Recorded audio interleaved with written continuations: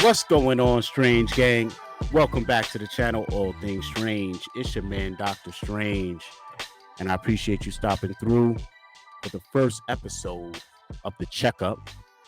And gotta bring in very special guest host for this first episode, the fam, Ozman Kollects. What's going on, Oz? Yeah, everyone. OzmanKollects here. How we all doing today? All right, appreciate you, man. So, Yeah.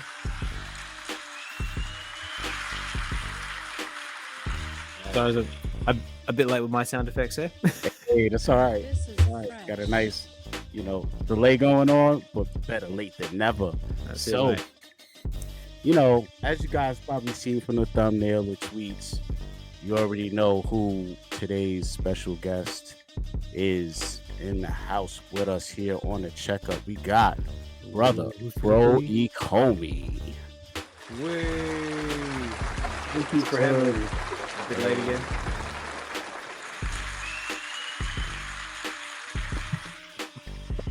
This is fresh. Appreciate you stopping through, brother Fro, man. So what's going on, man? How you feeling? I'm good. How are you guys? How are you doing? How's Oz doing? I'm good, mate. It's getting late, so but it's coming up on 11 o'clock at night here. But I wasn't going to miss this for anything, so I'm here. So I'm full of caffeine and ready to roll. Yes, sir, man. I'm with my brother Oz. Got the caffeine on deck. Probably can't see my cup, but here it is. Starbucks. But yo, man, I'm feeling great, man. Appreciate both of you guys coming through, man. Giving me your time, giving the people your time. My pleasure. So yeah, man, bro, we got to dig in, get into it, chop it up, man. There's a lot of new things going on, right? Absolutely. Yeah, man. So Good times right now in VV. Yeah, especially if you're holding Omi. Oh, oh man. So yeah, man, we gotta dig in, man. So what I like to do on the checkup is kind of like, dig in and This is fresh. kind of introduce my guests to the people. You know what I'm saying? A lot of us, we all see each other, we all talk to each other, but we really don't know too much about each other, like our backgrounds, how we grew up, things like that. So I'm gonna ask a real general question and start off with, who is Fro Ecomi? I'm just your average VV user. I'm just one of the guys. You've probably seen me on Twitter. I tweet out funny content, I think. Hopefully people laugh. And just trying to brighten everyone else's day, man. That's just me. But yeah, other than that, I'm here for just making, friends, lifelong friends, and just we're all enjoying the same passion, which is VV. So I'm here for that. And, as you all know, the Veveverse is here. And yeah, life is so good right now. So good, fam. So it feels like it's about to get even better, right? That's what it's feeling like. Absolutely. Man. Okay.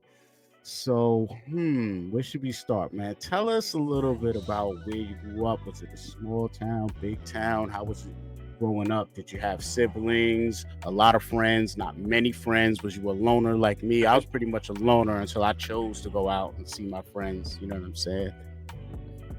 I'm just I grew up in South Carolina, a small city called Clover, South Carolina. Population, I think at the time was maybe 2,000, 2,500 people.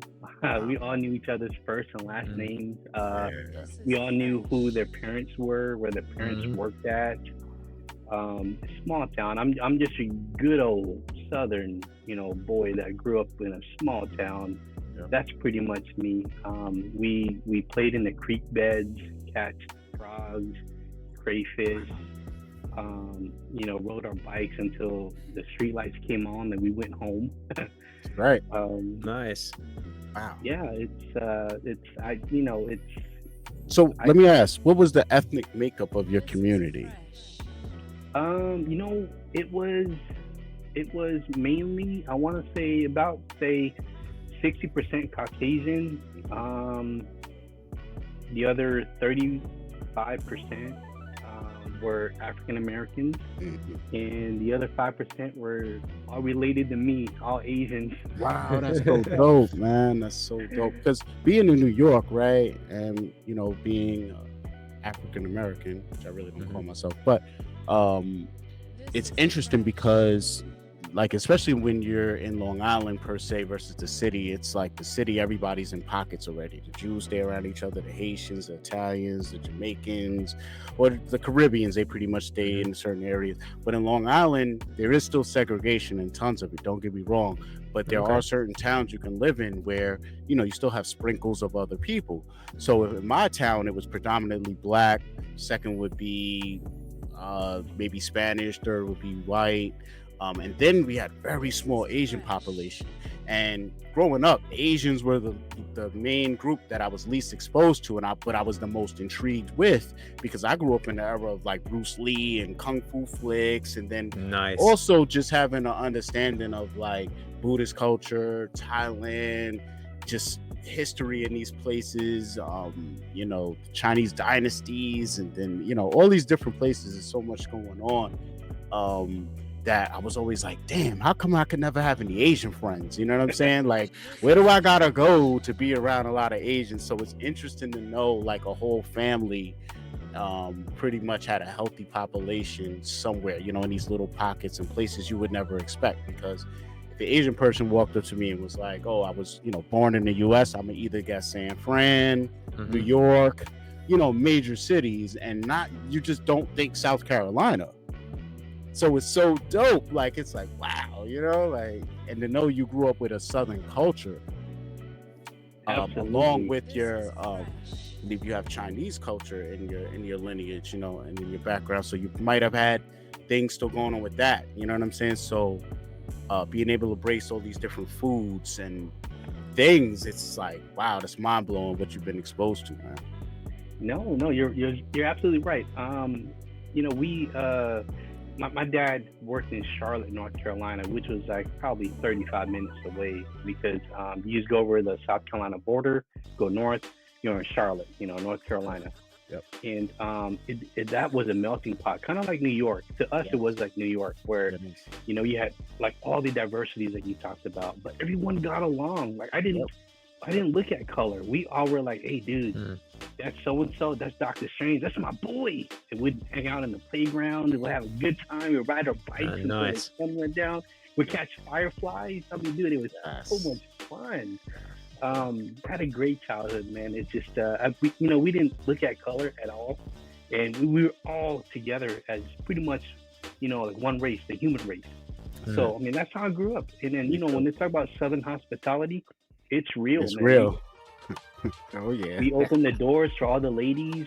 We say good morning, good afternoon, good night. Your handshake was your bond. Right. You still to deal with the handshake. That's right. So, yeah, man, I'm that dude. I'm like, I'm pretty much that dude that grew up in the South, and everything's old school. Right. So, yeah, good times, brother. Good times. Simpler times, better times. Sounds like something out of a movie. It was, man. The 80s and 90s, definitely an amazing time to be young, be alive in America, of course. Bombarded with advertisements and cereals and things not good for you. Yeah. So it reminds me of another movie called Day Lives. Oh, that's Oz, man. Yeah, that's one of my favorites. I actually have a song called Sightings. Oh, yeah? It's inspired by that movie. Yeah, heavily inspired by that movie. I basically rhymed from the perspective of a mixture of me and Roddy Piper. So it literally follows the movie in order of how things go. So by the end, I'm talking about how he's, they're using watches connected to satellite dishes to beam these things to us and make us see things that aren't really there. Subliminal messaging. Yeah, exactly. So my music is kind of like, it's off the beaten path, man. If you're looking for something different, but traditional hip hop rooted in boom bap, still lyrically tear your head off material, but highly conceptual at the same time, you guys might want to check me out, Dr. Strange. Yeah, definitely. And the album is called The Plague. It is out available right now. Just re-released, digitally remastered, available now on Bandcamp. Hopefully, I'll drop some links or something in here somewhere. I Yeah, don't know how to definitely. do that, but I'll try. But yeah, man. So did you have any like siblings growing up? Did you have a lot of friends? If you did when you were young, like what were you into? Like, was it the BMX days? Was it like comic book days? Was it the He-Man figure days? I don't really know your age, you know what I'm saying? I want to dox you, you know what I'm saying? So I'll let you tell us. Yeah, Was it video games? What was you doing when you were a kid? Like, you Let's like hear it. what video games and all of that? So, you know, I had the Atari 2600 growing up first. Nice. And between my brother and I have 2 brothers and 1 sister. Between my brother and I, we literally probably amassed 20 plus Atari games. Oh And man. our house was the hub of Yeah. everyone that's come where everybody over. went. Yep. Everybody going. Party And central. then Party Central, right? And then when Nintendo dropped, we went and we bought a Nintendo. Everyone came over. Mario Brothers, Duck Hunt was the thing. Oh my Yeah. God. So Gone, forgot it. That was my jam. yes. So my brother and I were pretty much the popular kids in school. We were, you know, my dad, he owned an antique shop. He worked in, you know, Charlotte. So we pretty much had, you know, a lot of disposable income, I'd say. Yes. And anything we wanted, we got. So everything that came Nice. out was new, we got right away.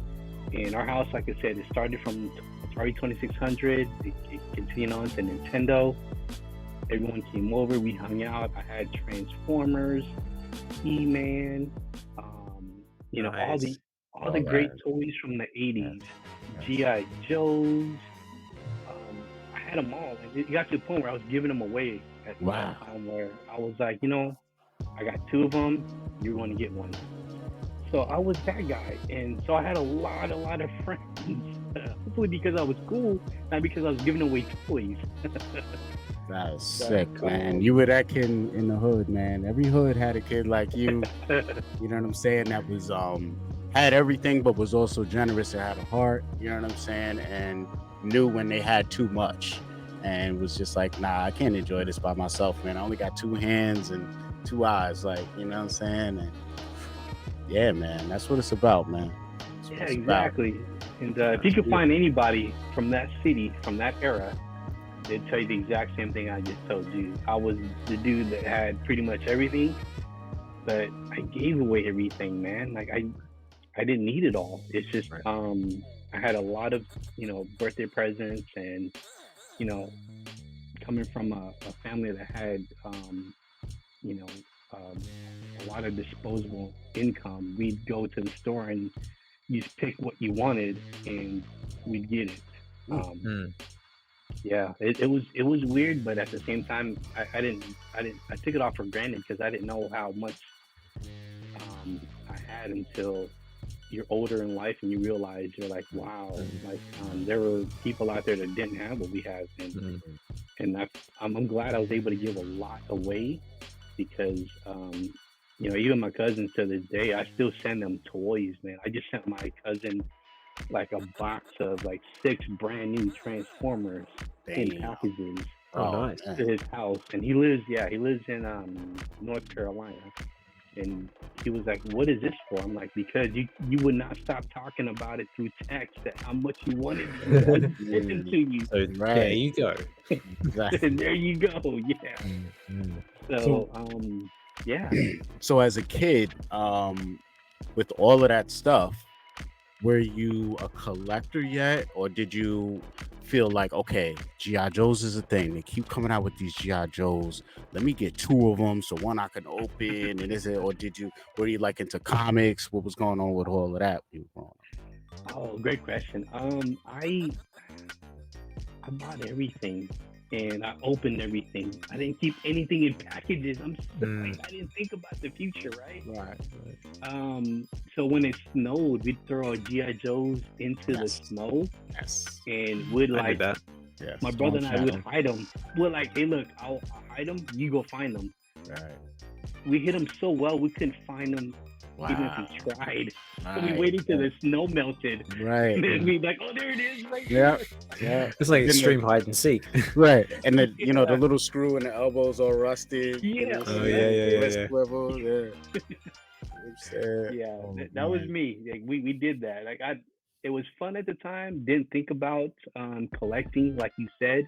Yeah. It was more for just, hey, look, Mm, we're always going to buy a new one. If I lose this one, I'll buy another one next week or something. Right. Right. yep. So yeah, same thing with comics.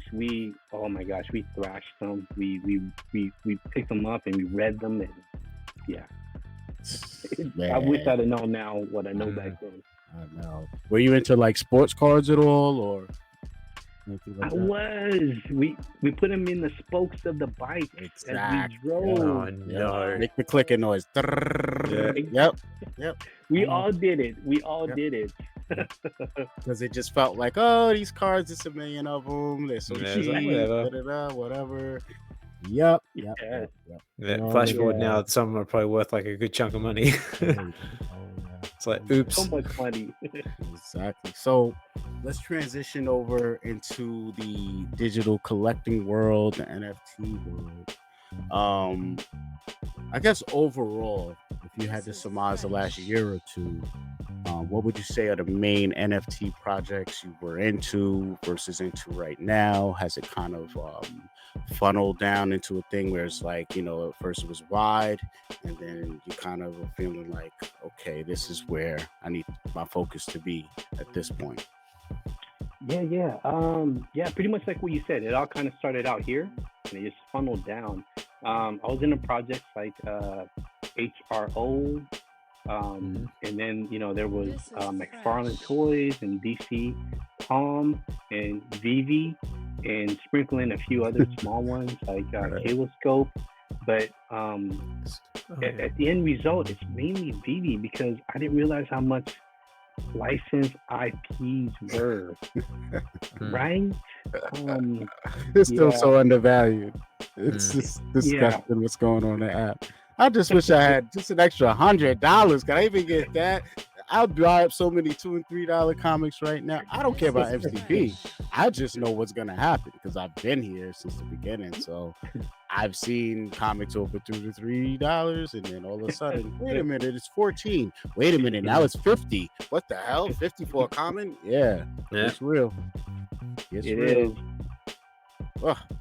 Continue, please. Just continue. I can't. I'll go on these rants. Yeah, no, but yeah, like HRO, I bought the first couple of packs. I opened everything. Like I have this thing where I can't hold on to anything for too long. I just gotta open them. And HRO is still there. I still have all my collectibles, all my NFTs from there. Same thing with DC Palm, a ton of comics. Same thing with McFarlane Toys. And I got into Crypt Toys just recently. Okay. Oh, nice. And same with Elmon X. Oh, those two, I'm dumping a lot of money into Elmon X. Okay. Crypt Toys is a great project. I love the direction. Will is amazing. Yes. Mhm. Shout outs to Will and the Crypt Toys team. Yeah. Absolutely. Absolutely. I'm not involved in it, but they look really good. Yeah. Absolutely. They got something special over in Crypt Toys, and I love it. I love everything about it. Yes. Elmon X is more for your artistic collectors that collect just great paintings, collectibles that they had the King Tut's funerary mass that dropped. Yep. Yeah, so I was lucky enough to be whitelisted to pick up one of those. I have a couple other paintings like Monet, and then of course there's Vincent Van Gogh, Leonardo da Vinci. So they're doing something special over there as well. And I've been focusing on pretty much those three: Crypt Toys, Elmon X, and of course Veve. And I see a lot of potential in those three moving forward. This is So that's where I'm going. Yeah. What do you think about the Elmon X project? Elmon X, I reckon it's really good. I mean, like again, that's not another one I've been involved in because I'm more just primarily Veve at the moment because I only have so much capital to throw at things. But I do like how L1X is like sort of providing more like like information about like I'm learning about all these artists that I never really had much to do with. Okay. Like I know I obviously I know like the big ones like Da Vinci, Van Gogh, but other ones like what's it, Rodin, like the thinker and the Gates of Hell. Yeah, same here. I was like, Yeah, like really cool ones like that, or even the Monet as well. Like, I never really knew much about Monet. I was like, oh, I really like the paintings, so maybe I should learn a little bit more about the artist. Like if they've done anything else, I might recognize. And the King Tut's mask. I mean, that looks really cool as well. Yeah, definitely. I mean, I saw someone playing with that in like an AR type of mode, and that just expanded my mind to a whole nother level. Like I'm ready to make a video with that thing on. You know what I'm saying? Oh man, so, yeah, I need to get into it. I'm kind of noobish on the crypto side of things. Like I went from a year ago having my own NFT. I had 100 of them made. Yeah, it's a music video actually. It goes with one of the.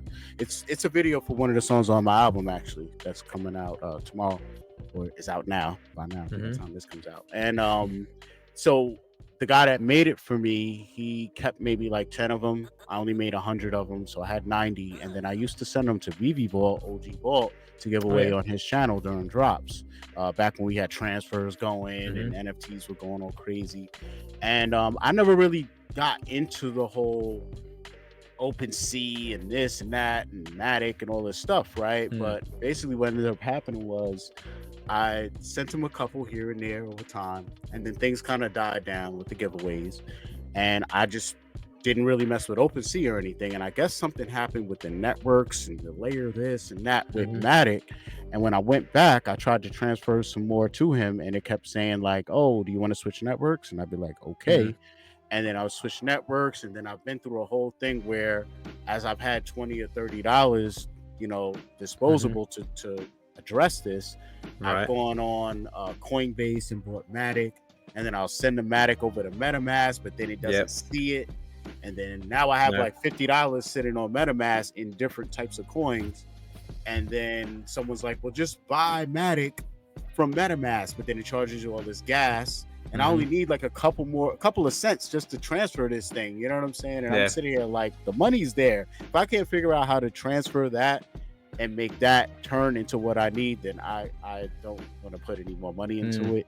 It's just like a nightmare. But at the same time, especially, with me dropping the album, I'm gonna have the merch of the album cover coming out on the tees. Like, I want to get the NFT activated and going so I can start giving it away or selling, doing whatever I'm gonna do with it.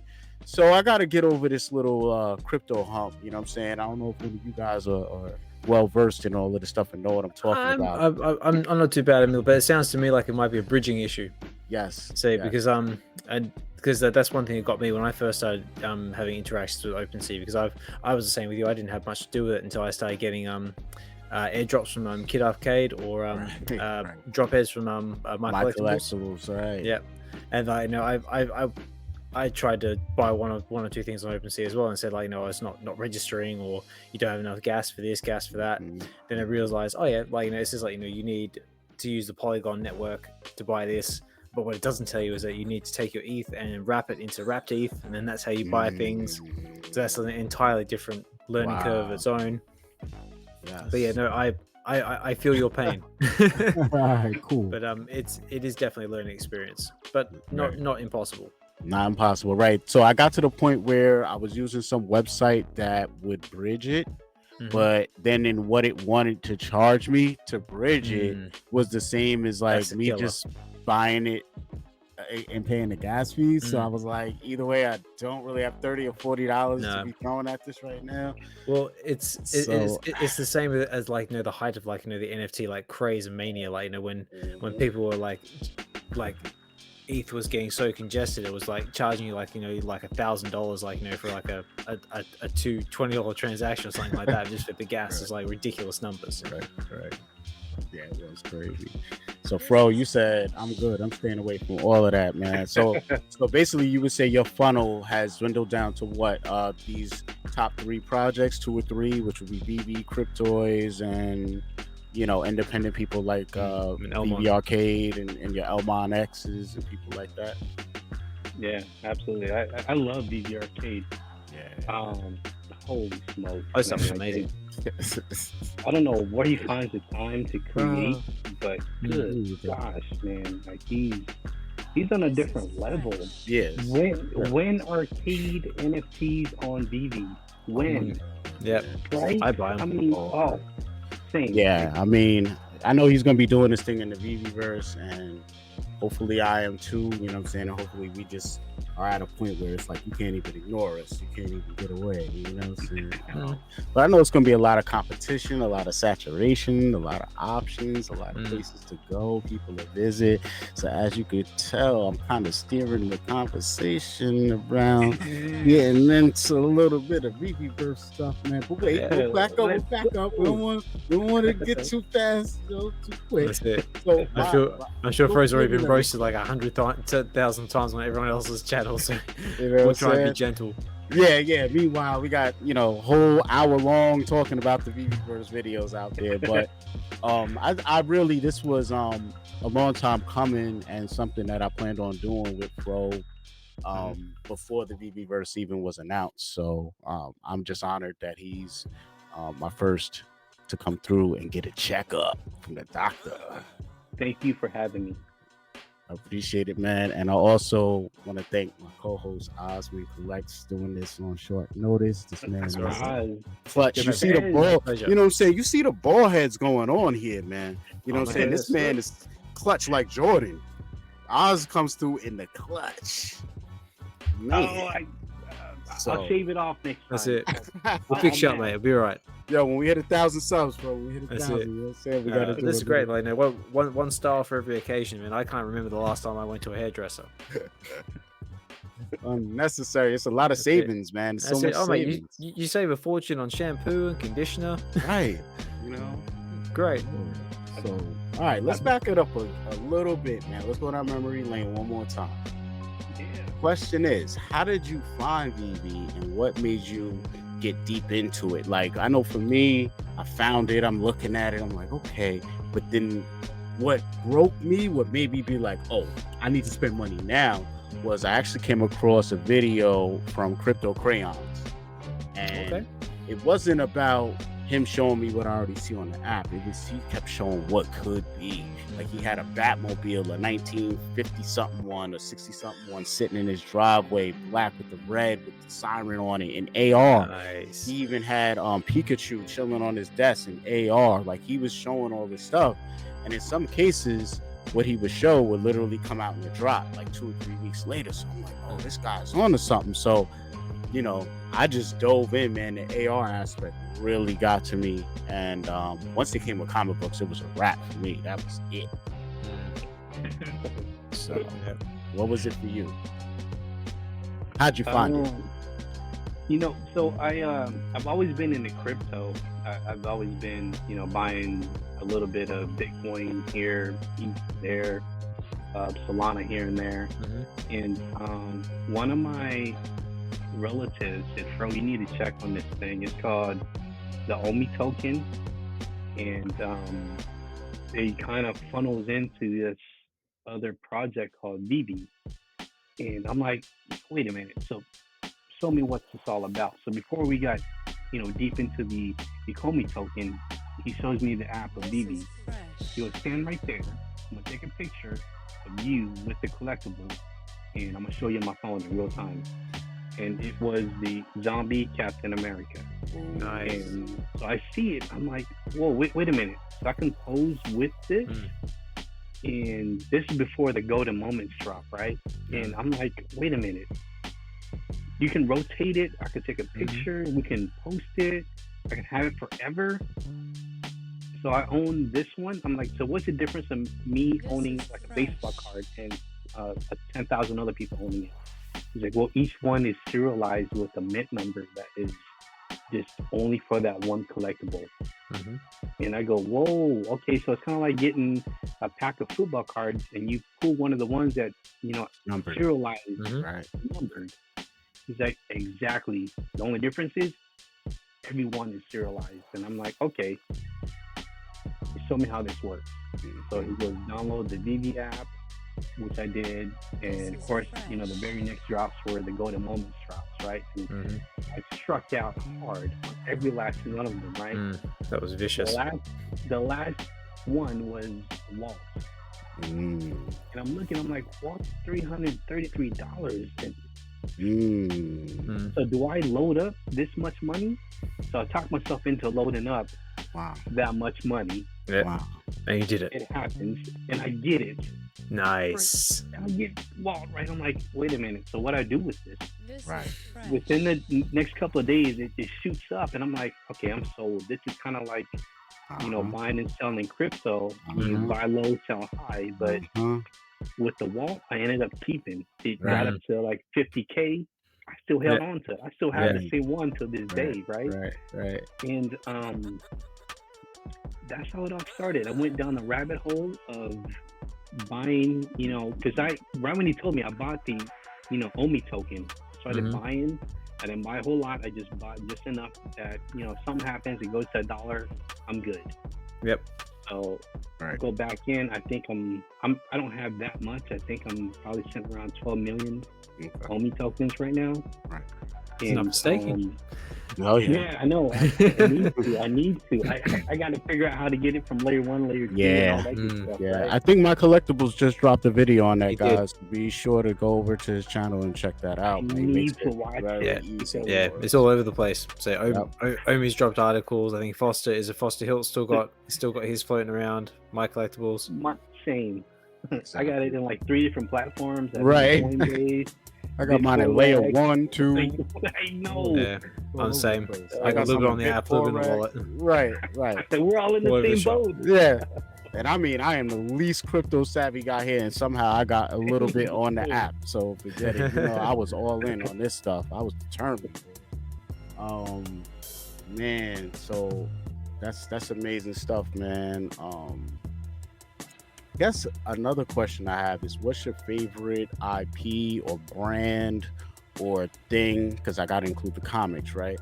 What's your favorite IP brand or thing to collect on the app, like overall, or was it one thing? Because we had a very limited amount of stuff at first, and then things have expanded into so many more things. Has it changed even? Right. So for, I guess, investment purposes, anything Disney. I mean, Disney's all over the world. You got Disney in Europe, Disney in Asia, Disney here in the United States. I mean, anything Disney, especially the likable characters. Return on investment's great, on that. But personally, for me, I love the Asian market, Ultraman. Okay. I've always been an Ultraman fan, and I still hold all the sets, from season 1, season 2. All the posters that dropped. I got more posters than I know what to do with. Wow, nice. Ultraman. I wish transfers were on when people say things like that. I got something for you to do with it. Transfer one right to me. I definitely would. You know what?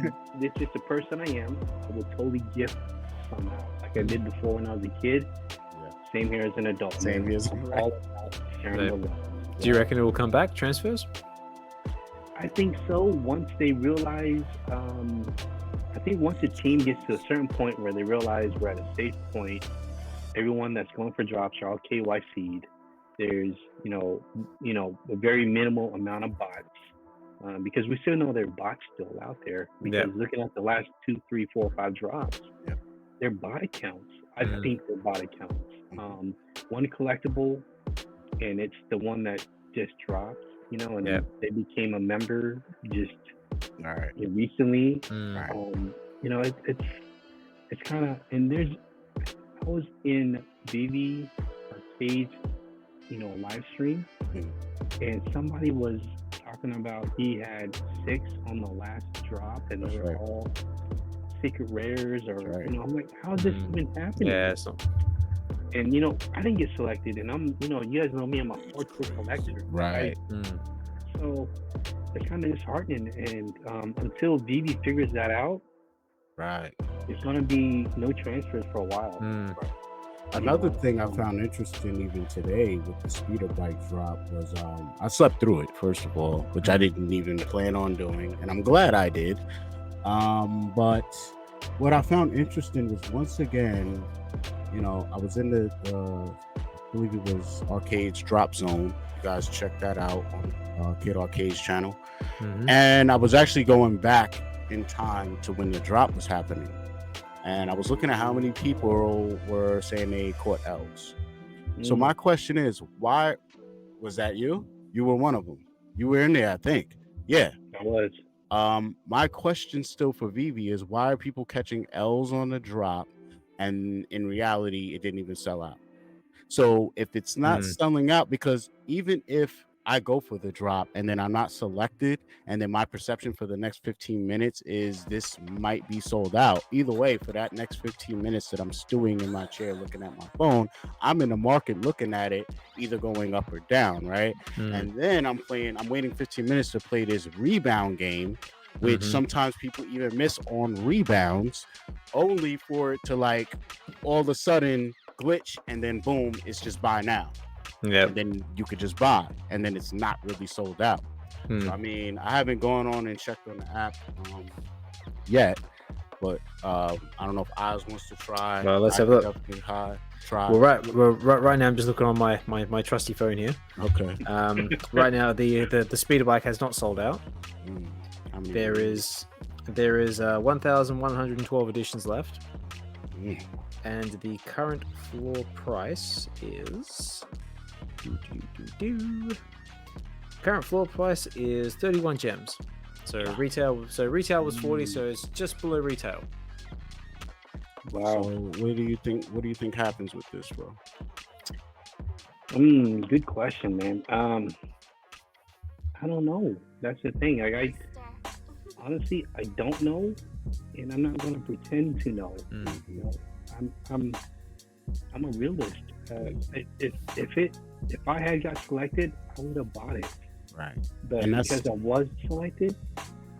See, and that's really where I was trying to go with the conversation before, is that there are percentage of the people who attempt, get an L. All right, I wait 15 minutes, I attempt the rebound, I get an L. But then I'm looking in the market saying it's already below the retail price. Why do I even want to keep going for it? So now it's, meanwhile, I think it would have sold out if everyone who hit the button would have gotten it. Exactly. The only reason you go for it now is if you're going for perhaps maybe a mint number. Right. But that's about it. I mean, it doesn't make sense. Like, why would you go for it at 40 gems when you can get it in the market for 31? Exactly. And also, like, the speeder bike, it doesn't, I mean, in comparison to what we've got on the app now, everything having sound and animation, and that, like, speeder bike, it's got no sound, it's got no animation. There's the possibility that you might be able to interact with another collectible later on down the line. All right, but that hasn't even been speculated on. But that hasn't even been speculated, or we got speculation with the X-Wing, right? We got speculation with the X-Wing and R2, and that doesn't even work yet. So we don't know if it ever will, which is like, why bring it up if it never will? But that's another conversation. Yeah, for sure. Yeah, bro. So like with like the X-Wing and speculation, I think this is me just going purely off of speculation, is what Veve intends to do with the X-Wing and with R2D2. They have to get approved by Disney. Right.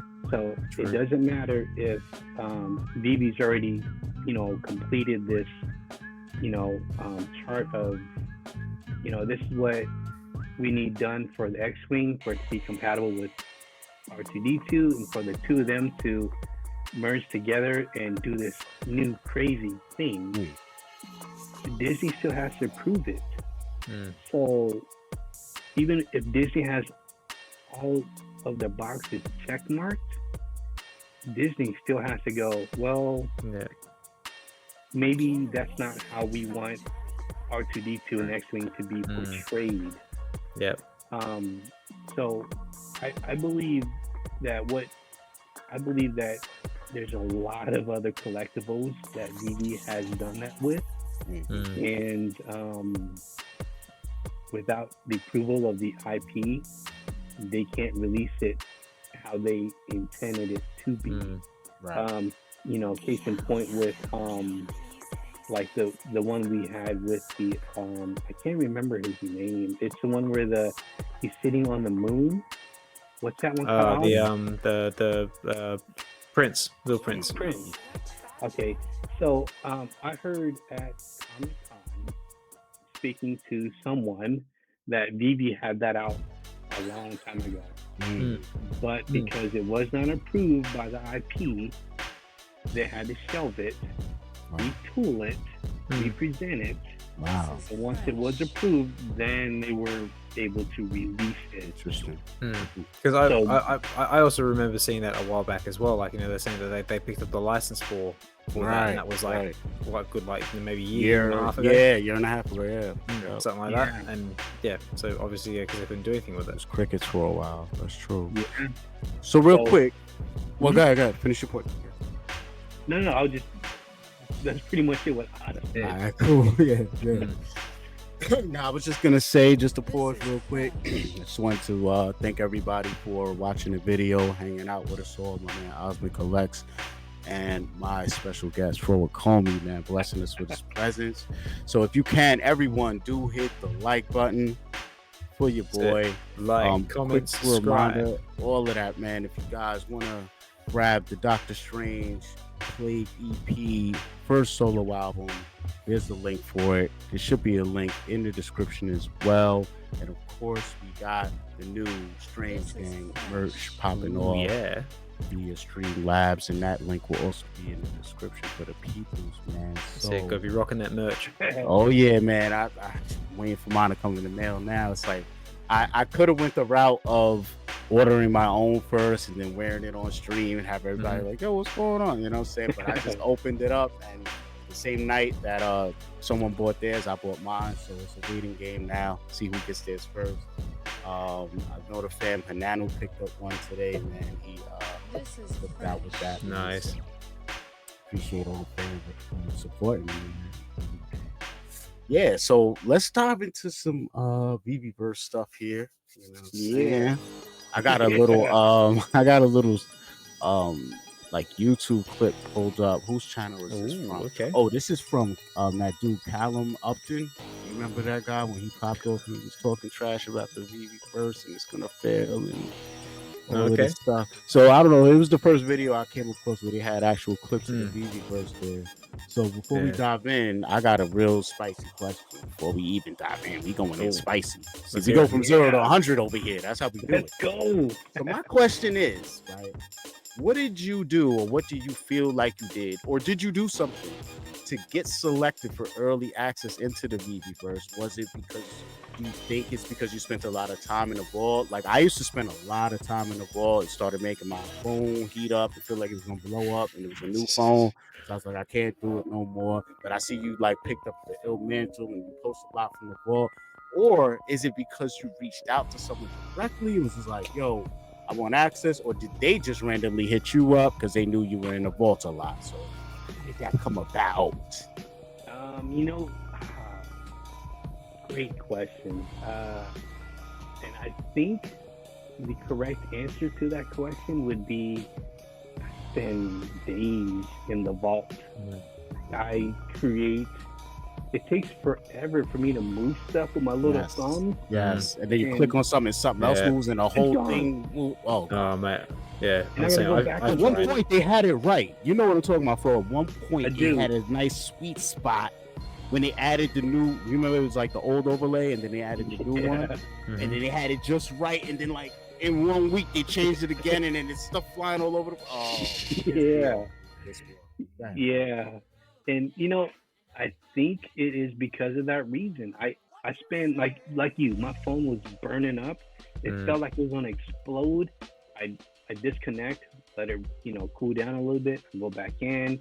Like some of my content that I put out, it takes a long time to get characters into where you want them to be, collectibles to be here, to be there, and then you gotta film it.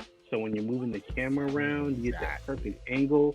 You cut, you go to another angle, you cut that, and you put them all together, right? Yeah. So I mean, that's hours. I remember, I think the most I spent most amount of time that I spent putting something together was like 6 hours. Wow. Right, that was on the weekends. Wow. Yeah, and I was home with COVID, Right. so Right. I wasn't going anywhere. I was in the Yeah, so bed. might as well. Yeah. I got all The this perfect time. Mm-hmm. COVID time. Yeah. 6 hours later, I put something together, right? And 6 hours is a lot more time than a lot of people put into the vault. And that's just that one day. Right. So I think to answer your question is, I spent a lot of time, and I think the team kind of goes down this list of Right.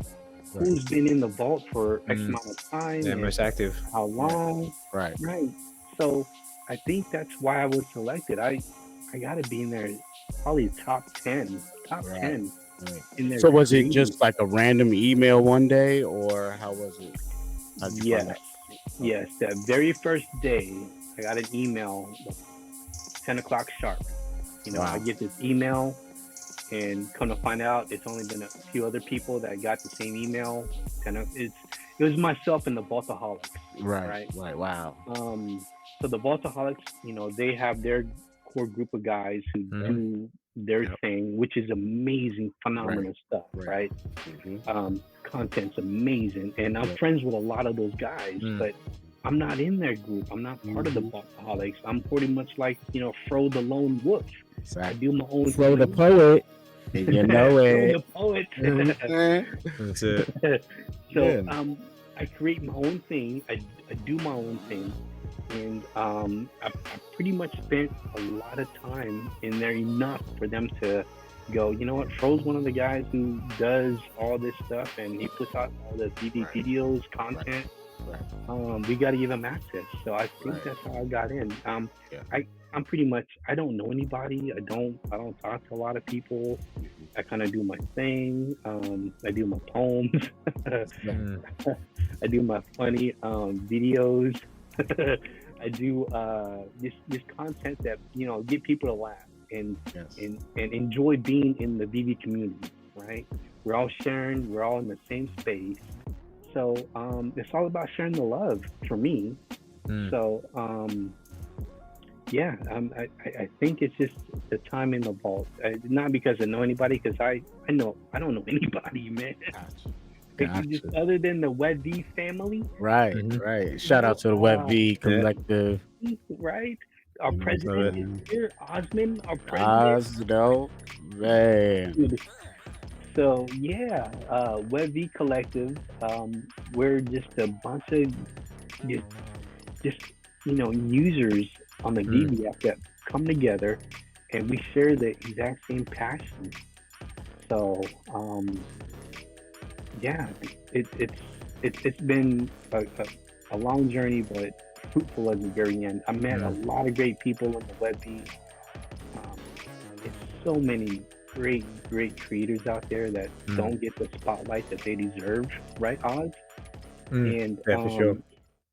I mean, I'm hoping that everyone gets their day in the sun, right? And like Double Quill, I mean, gosh, he puts out great stuff. I'm starting to rant right now, but Evolved his videos. Evolved. You got Veve Investments. Veve Investments. Man, that guy does some crazy stuff too. Veve Investments, he needs to be in the Veveverse yesterday. Exactly.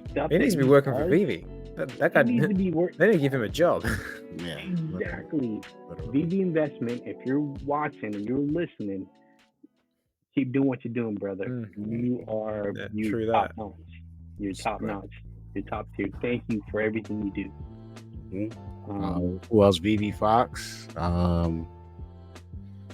Man, it's so many Hinanu and D. With the Real Uncommon podcast. You got it. That Real Uncommon podcast. Yeah. You got Chris Severs with his Go Collects blog. Yeah. Chris, all his blogs he puts out. Yeah.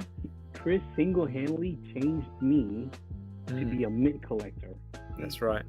I've chased so many mints because of him and Mazer. Yeah, I've, those guys. Whew. those guys, wealth of knowledge.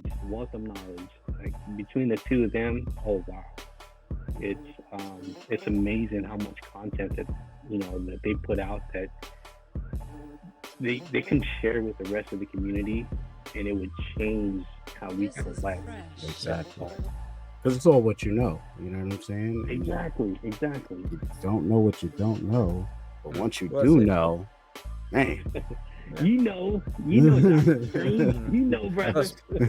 That's the whole idea behind the Webby Collective as well. It's like, to sort of help each other in this digital space, to encourage each other to grow in our own personal passions. Like myself, for example, I wouldn't even dream that I'd be like, sitting in front of a screen here with you guys, like, doing content creation or any sort of content creation for that matter.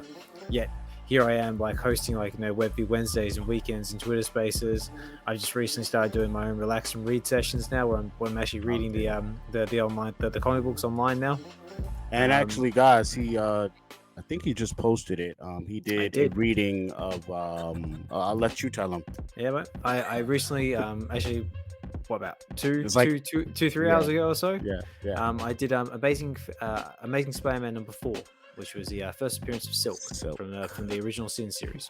Yeah, it was awesome, man. It took me back to like being a kid. I felt like I was in like nap time in school, and someone's like reading something, and the whole group is just like, you're trying to decide, do I take a nap? But I don't know, this story sounds so good. I want to stay up. I'm tempted to rename it like Story Time with Oz or something like that. Those are the vibes, you understand? Man, so one thing I want to do, let me cross that bridge when I get to it. Let me ask you this question. When you got the email, was it like, okay, we need you to access this website, or was it like download this app, whatever? And then like when you first opened it and you were in the Veveverse, what was the first thing you noticed or made you say like, wow, that is crazy? I really didn't say wow. I was more like, oh snaps, what do I do now? Wow, what do I do first? Yeah. Right? Where do I begin? Right. Yeah, so it pretty much unfolded with the email, and then kind of we had this live stream with Dan and Dave, and Dan was going over pretty much all of the do's and do nots of the Veveverse, and then we went into the control functions, what we can do, what we can't do, and kind of showing us all the capabilities of the Veveverse. From that one video of him showing us what the capabilities were to where we are now, like 2.5 weeks later, all of the beta testers have far exceeded what my expectations were. Wow. And the Voltaholics, those guys, oh my gosh, Tails, Mr. Falcon, True Tech, Regie, oh man, dude, those guys are amazing. They, this is why they were given access first, because of what they are capable of doing. And you can see the progression of where we first started, because we have this Discord where we all share photos and videos of what we're doing together. And we share with one another how to do this, how to do that. They've gone far beyond what I actually thought the Veveverse would be. Dang. And just watching what they were doing was pretty much kind of like pushing me to, you know what, I got to do better. Like I've done this, but I know I can do this, right? So Metaverse Life is in there. He is, and everyone knows what he's capable of, right? He's professional. Yeah, that be 500. Whew. Yeah, right. So we kind of expected what he was going to do, and we knew kind of like he's gonna be top tier, because he is the professional of the whole Veveverse.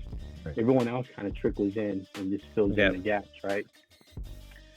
Myself included, along with the Boltaholics and everyone else, like the Veveverse users, and there's gosh, what was his handle? I can't recall, but so Veve Vault Master is in there as well. and Okay, he- I was gonna ask. Yeah, He I've should seen be. him. Mhm. we see him all over Twitter. Yeah. He's got over 50 different vaults in the Veveverse. My Wow. last count, over 50. He might be at 60, Wow. might be at 70 now. This guy puts in, I don't know how much time he puts in, but he puts in way more than anyone else on the app has, I think. Wow. He's got some mind-blowing showrooms. And Veve Vault Master Creator, if you're watching, brother, I love your stuff. Don't stop creating. So, Same here. Same here. But you know what I want to do, what I do want to say is while everyone is creating kind of, so the Veveverse kind of, you got this blank space that you can create, kind of like the vault is now. It's an empty space. Then you have your preset Veve Vault of everything that's already preset for you. You can add, if you got walls, you have a room, you got like a little roof. So that's how the Veveverse is. Everyone goes in, you either go in with this empty space or you go with the presets. So with the presets, you go in, you can create rooms within your Veveverse home. You can expand on it. You can add an extra room, add lighting, add showcases, add collectibles. But what I've been doing was pretty much kind of totally opposite of what everyone else is doing. Yeah, so look at that. And so that exact house there, what I've created, I went and I created a Veveverse city. So I've got 20 of those right there. 20 of these. So you can copy and paste just this house structure and layout right here in your scene. Exactly. Now, were you pulling in like your pre-made Ready Player One character, kind of like shown here? Yeah, Ready Player exactly, just like that. So I preloaded my Ready Player One avatar, and you can go in avatar mode, which you can see your character walk around and run. And you can go into like a first-person mode, kind of like a first-person shooter game where you don't see avatar, but you're walking. Or you can go in your fly mode where you're pulled back and you're flying through the Veveverse. So you're like, you're flying through, you go up, you go down, you can look underneath, you can look from the top down. And that's the one that's easiest to use, the fly mode. Kind of like this right here? Exactly. Yeah. That is kind of like the kind of like the kill cams in like Counter-Strike or like something like that. Pretty much. So while everyone was creating these elaborate rooms within their Veveverse home with the lighting, they've got their collectibles left and right, side by side. I went and created a whole city. And I've got 20 of those houses, in addition with a few other houses on city blocks. And you can go down my street, walk into any one of those homes, and visit the homes, come out, walk down the street, go to the home to the left, home to the right. So while everyone was doing their confined creations, I went out and built this city. I don't know if anyone else kind of thought about the same thing where, you know what, I can build an extra home. I build one, I build two. I've got like 20. I've got rows of houses on a city block that looks like Ready Player One movie, like type stuff, right? So is this Fro Town or Fro City? What are we calling this city? I've called it Veveverse City. Veveverse City. Imagine that times 20 on city blocks. So could I see it like in the fog, like on the left and right, how it's like clouds? Everything basically is in the air, right? No. My Veveverse City is in a a kind of like a Neo Tokyo type setting Cool. where the backing is pretty much something out of the movie of, let's say, Ghost in the Shell. Nice. Nice. Yeah, like so like a Blade Runner type setup, yeah? Exactly. I don't know how many other people are doing that, or if they're going to start doing it now they've seen the video, Doctor Strange. But yeah, it's you can import different backgrounds from as a PNG, like where the clouds would be. You can make that into like a different scenery altogether. Right. So could you potentially make like different like themed worlds? Like say like you have like Absolutely. a medieval world, or like a Roman, like, you know, a gladiator arena world or something like that. You could do like those sort of textures. Absolutely. Oh man. There you go. If you can imagine it in your brain right now, you can do it. You can create that in the Veveverse. Damn. What they've done is pretty much it's next level. You've got the creative tools of building something like load blocks, or what's that other game, like Fortnite, with all the tools, and you can create that scene or that world in the Veveverse. So is it a thing that you had access to every collectible ever, or was it based on like what you own, or is it just hard to say because that was a demo versus what it'll be in real life? No, actually what you have in the Veveverse is what kind of like how the vault is now. You can't access collectibles you do not own. Okay. So if you own the collectible and you have access to that collectible in the Veveverse, because it ties in to your actual list of collectibles that you own. What is this little kiosk thing he's standing in front of here? So that there is pretty much your board. You can show all the visitors that are in your current Veveverse home there, along with it's like a whiteboard, and you can show a stream board as well, where the stream board you can show videos in your Veveverse home on a big screen inside the home or outside the home. So we can watch this live stream inside the Veveverse if we wanted to. That's what I was about to say. So potentially that's like, you know, your cinema board, like your movie theater board. Was this a little Easter egg? Because is it me, or do we not have these collectibles yet? What is this? They're on the desk here and they're on the wall. What the hell?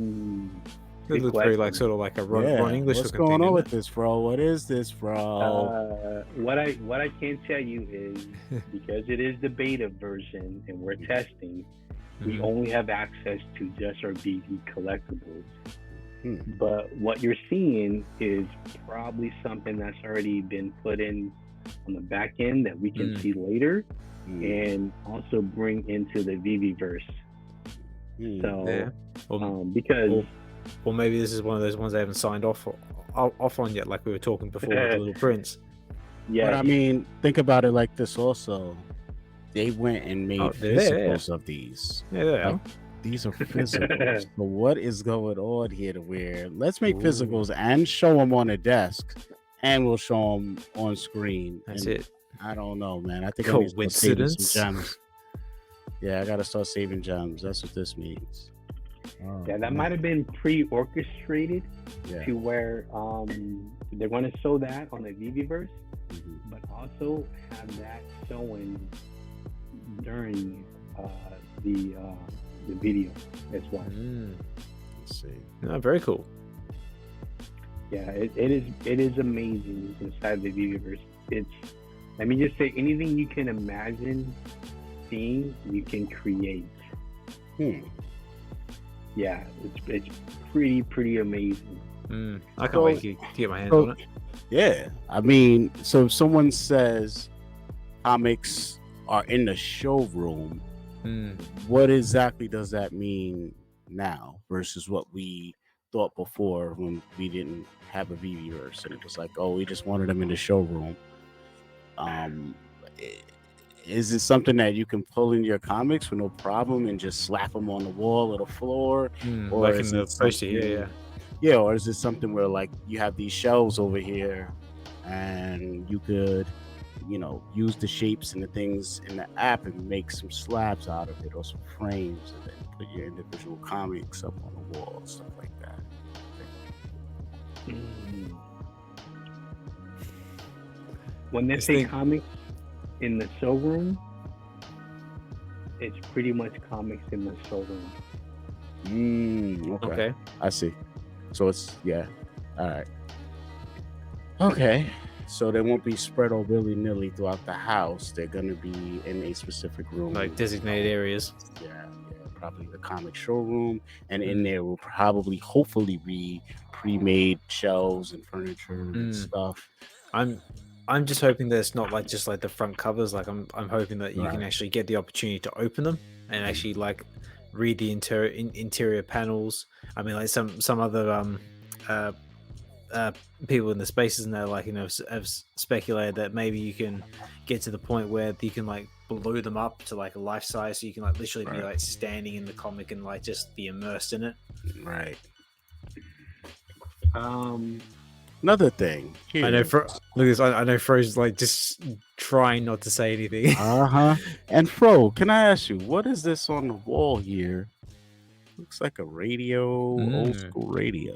Maybe Let's we're go gonna have music in the downstairs. Veveverse. Possibly. They have speculated musical on like in the past.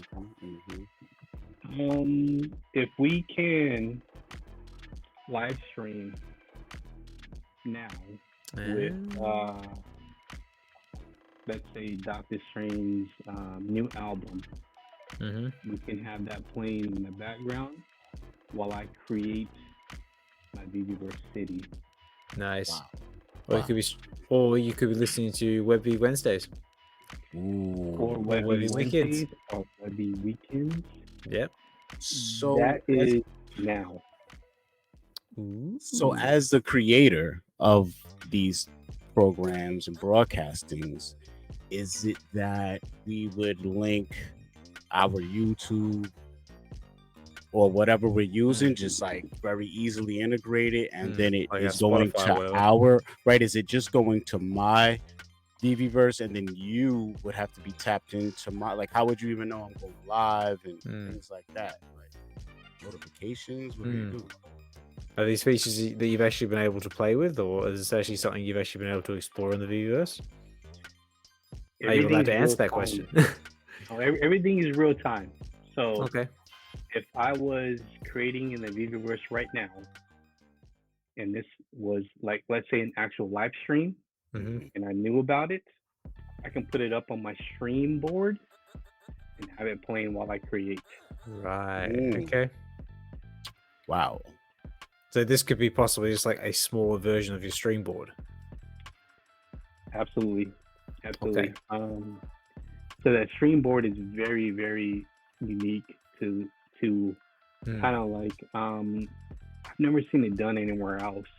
The stream board in the Veveverse is kind of like a unique feature where we're able to stream live events.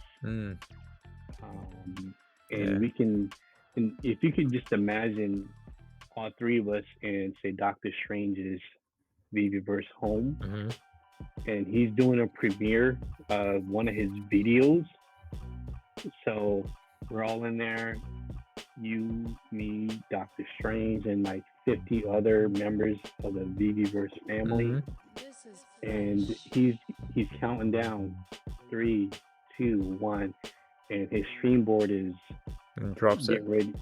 Yes, and we all watch it at the same exact time.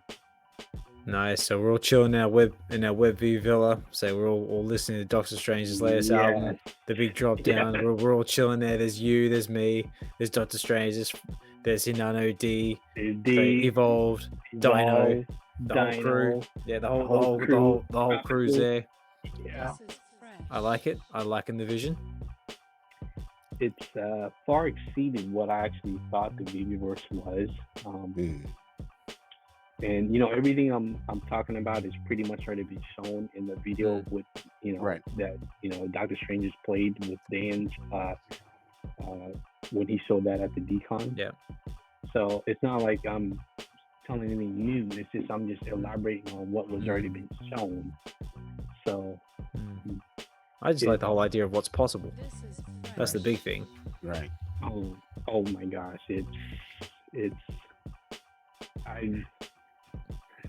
I know you spent some time in there, man, because if we were losing our life with just a regular vault, and I mean the sad part about experimenting with the regular vault is how much time I've lost just in trying to fix something that I already created that was perfect. So I can't imagine lending my creativity to something that actually responds the way it's supposed to and goes where it's supposed to and doesn't move from trying to move something else. Let me just say this. So in the vault on the phone, the frustration you've had, the frustration the Oz has had, the frustration I've had, all that's been alleviated in the Veveverse. It's literally 2 clicks of a mouse.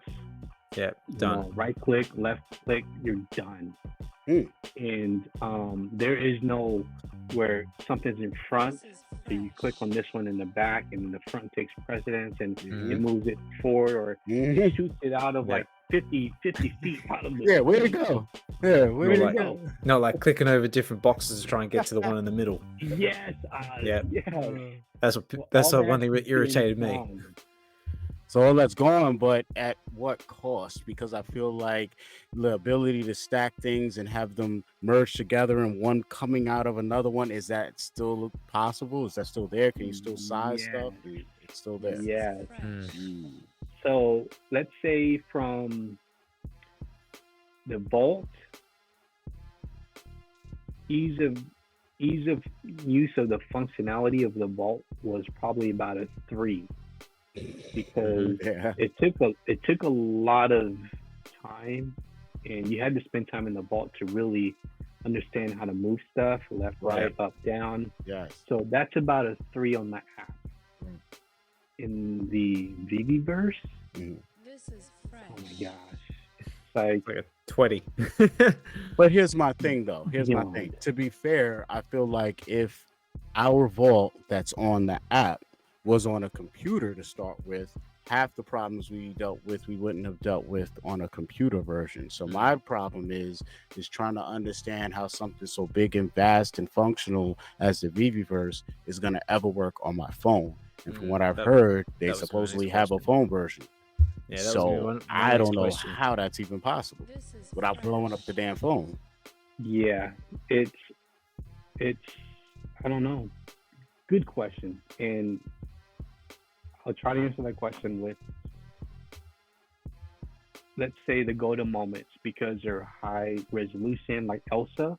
Yep. Very high detailed resolution, right? Even on the app, you see her in the phone app. She's super detailed. Yeah. How can she get much more detailed? There's no way. But in the Veveverse, you're looking at her, you're like, how is this even possible, right? And Veve did it. They did it. Yeah, but same thing with.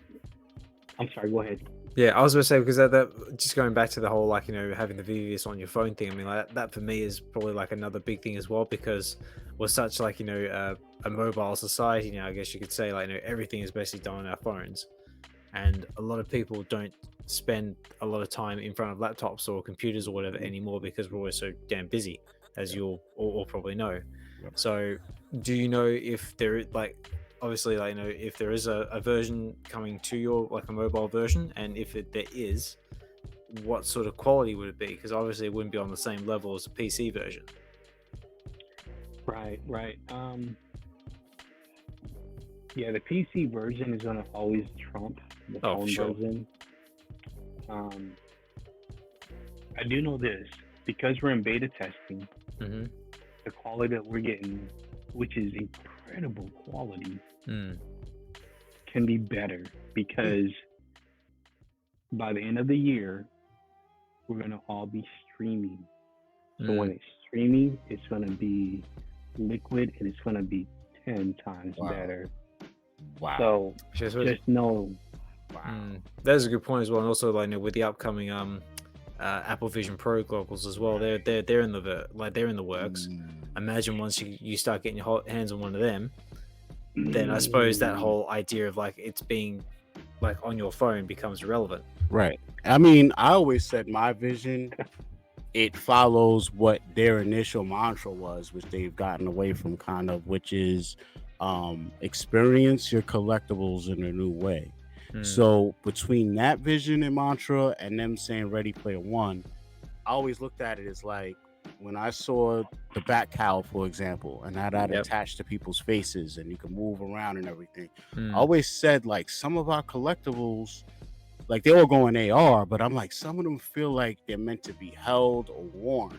Like even the Doctor Strange necklace, I don't know if it would necessarily unfurl and go around my neck, but it just feels like an artifact that you could hold. And I started getting the idea that like the whole selling point that's going to really be the next level is the fact that we could hold these things and we throw can them interact across with the them. wall and, you know, have different stuff that we're not even thinking about yet to interact with each other.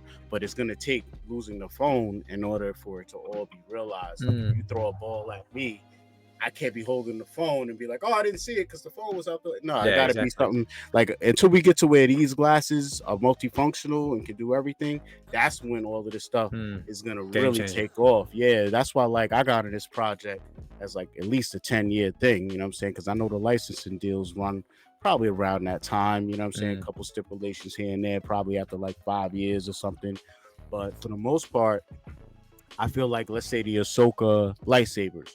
Like the lightsabers in general, those are meant for us to be holding ourselves and be fighting with, and we'll be able to see it, you know, just how people can see themselves with the back cowl. So that's why I think they made the Veveverse the way they did and made the first person perspective there as well, because they could have just kept the third person, but they made sure, you know, you got that first person element. And once you add the goggles, you can probably see your own hands in front of you, grab the collectibles. Even manipulating them and putting things where you want them to be will be all hand driven or even eye controlled, because you know the things have the eye sensors in them. That's right. So it's about to be on, man. It's about to be on. Go ahead, Fro. You look like you bottled up, ready to spill the beans. And look at him. He's like, hey, spill them. Well, let me say this. Even in the beta version, you're able to connect the goggles to the beta version. Okay. Wow. So with that said, you can imagine what the full live streaming version is going to be. So and like what you said, Dr. Strange, about the lightsabers,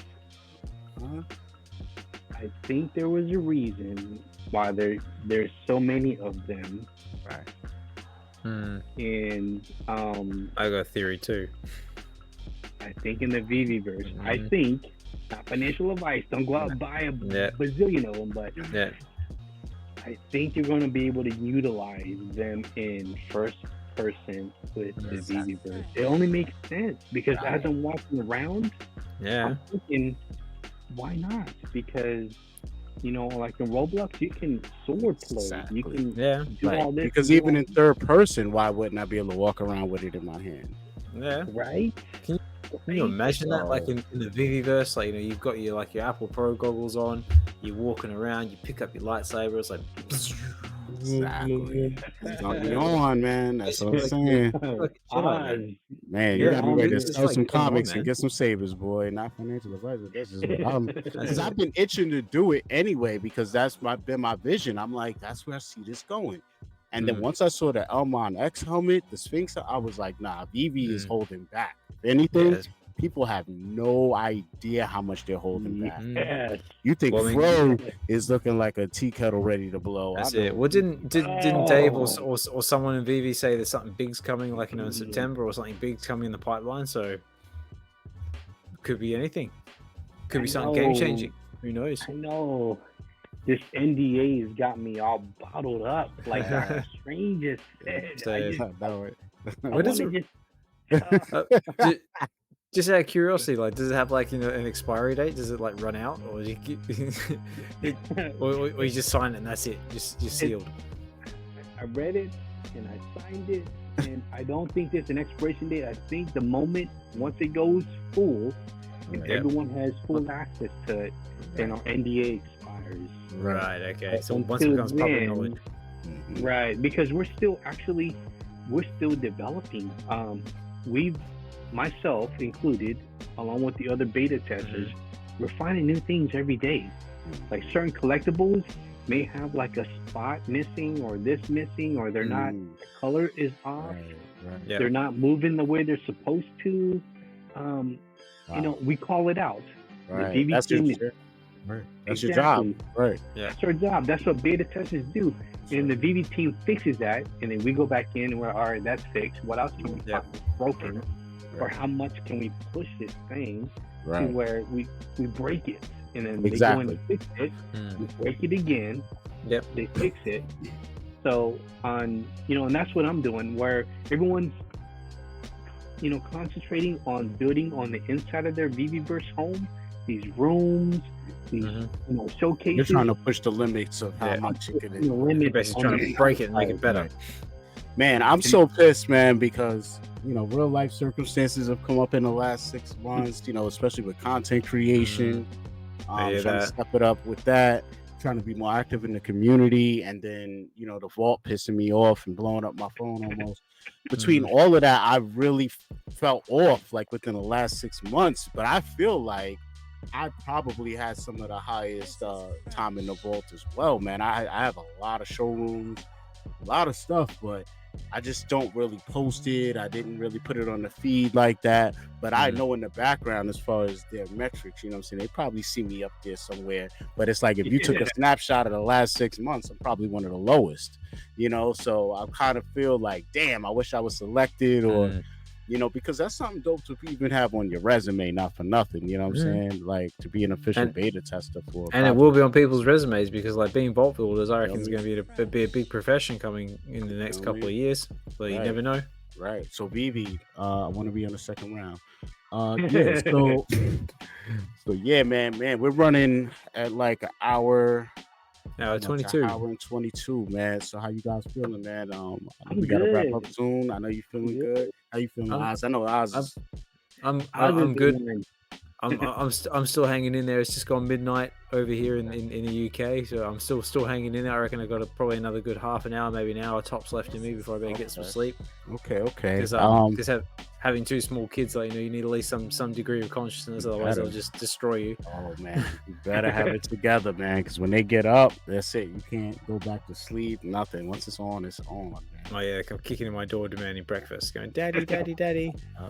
So I don't know. Maybe we round it off at an hour and a half, so we go another like 8 minutes or so. Keep it light. Cool, you know what I'm saying? I don't know, Oz. I know you got some more questions. More questions. Let's have a think. What is something what is something, an IP that you would like to see come to Veve? Of course, Pokemon, right? Yep. Pokemon.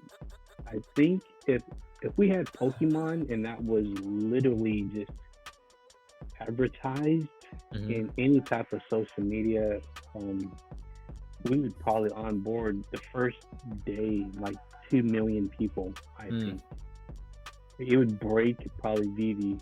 And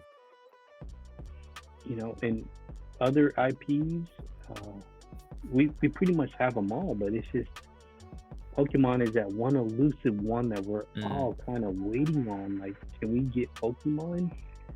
If we get Pokemon, I think cool. This is what I was hoping we were getting. Yeah. When they said Iron Man was coming. The Iron Man. The Iron Man collectible was pretty good though, like the one they dropped. I love it. I debate on what's better, but just the thing is there's so many different suits that they have an excuse to do all these different animations for each one. Yeah. I mean, but DeLorean. Look at this. Mando, like, this is silly. Mando with Grogu, like, Yeah, I don't know it's what coming. type of They're stuff coming. Crypto Crayons is on, man. I have no idea what he's on, but this man is But- the one that got me hooked on Veve, man, in these damn videos. I mean, some of this stuff, not for nothing, I don't want to say it look better than what we got, but I'm just saying this man is super talented. So when I first found the project and found his channel, I thought he worked for the company and was like, because his voice is sped up and stuff in the early videos. So I was like, maybe he works for the company. He's trying to just show us stuff but not dox himself. And then, now he's like has his own. But look at this DeLorean. I mean, the headlights going, they got the flames. How do y'all even come back and make our DeLorean as badass as that now? You can't go backwards and just add something like that. So it's like, what is this guy doing? And why didn't Veve hire him? Like, I don't understand. World. Something wrong in the universe. I saw that video before, and what if I told you could create that now? No. Veveverse. Really? Yeah. Absolutely. Not only create that, but create that and make it better. What? Yes. It's hard to wrap my brain around. The stuff that I've seen from the Voltaholics, oh my gosh, it's that times 10. Wow. I'm not even making that number up. Right, I believe it because you got the whole environment you can create. You can, Yes. It's like having all of the Hollywood tools or, any type of special effects in the palm of your hands. Wow. And this is given to us so we can create that and then some. So, yeah. So here's another question. You know how we can build stuff somewhat in a showroom and then just literally import that into AR, and then now we have these pre-made scenes kind of that project into AR. So is there any of that functionality still in the Veveverse where, or is it gonna feel like it's a totally separate thing trying to project our stuff into AR? It's gonna be totally separate, I think, because AR is kind of like more of your mobile phone app, right? Where the Veveverse is strictly right now is on your PC, right? And you do need a pretty decent PC to run all of the functions. I found out. And what I did was, so on Tuesday I went out and I bought a gaming computer. Okay. Brand new gaming computer. I'm not gaming, but I need all of the that's what I have. Firepower. Yeah. Right. For a gaming computer to run the Veveverse. Because I pushed it to the limits where my laptop could no longer hold all of the memory without, kind of a slow lag. And it wasn't because of the Veveverse, it was more because of my laptop's capabilities were pushed to the limits. Exactly. So I bought a brand new gaming computer on Tuesday, 4 days ago? Yeah. Wow. And this thing is amazing. So I got back in, because I'm creating a Veveverse city, right? Right. With all these homes, each home is different from one another, and you're walking down these city blocks, and you're like, "What is even going on?" Right? It's a lot. So it is a lot of memory for the computer, my laptop to take in. But now with the new gaming computer, no, it was a sense, and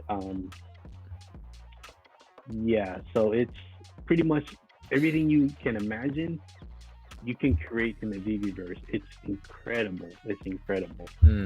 But this is not to say you have to go out and buy a brand new gaming PC to interact with this, because there is options where you can reduce the settings like you would say if you were playing a game, you'd have your low, your mediums, your high, your ultra highs or whatever.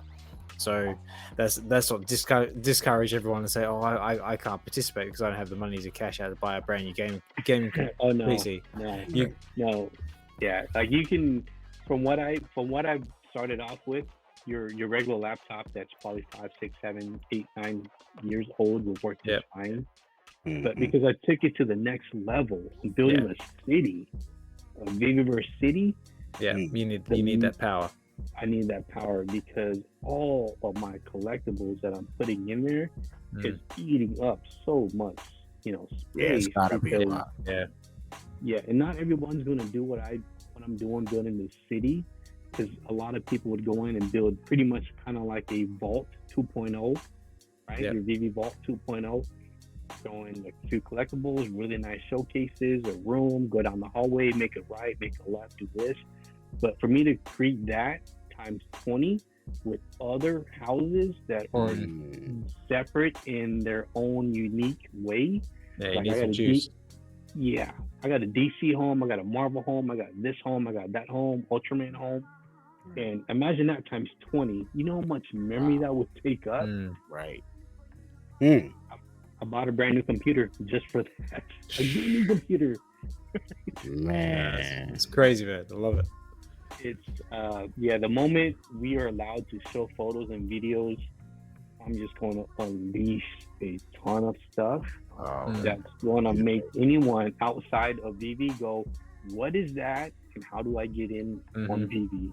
And then I'm waiting until we get this. You see this right here? Like, this is what I want. I was just thinking, like, we're gonna see the price of gaming laptops just. Get in now! Get in now! That's it. Get in now. And then we go like, what's the sudden surge? Why is because what's I think Nvidia just had this big announcement, and all their stock prices just shot up. So like now you see like everything else shoot up with it because the Veveverse is here. Tech prices are going through the roof. Gaming laptops are running off the shelves.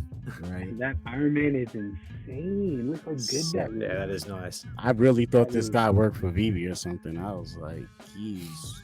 Crypto crayons is it crypto crayons? Crypto crayons. Yeah, crayons. Yep. He is. Yeah, this guy's good. That's next level stuff right there. Yep. And some stuff, don't get me wrong, some stuff exists like as promotional items and stuff, and we just don't even be knowing about it sometimes. And of course, some of this is him doing it. But like there was a Transformers one that he did, and it was actually literally put out by Transformers. You just go to the Play Store and download it. You could do a lot and see a lot. But a lot of this he's doing it on his own right here. Like this is crazy.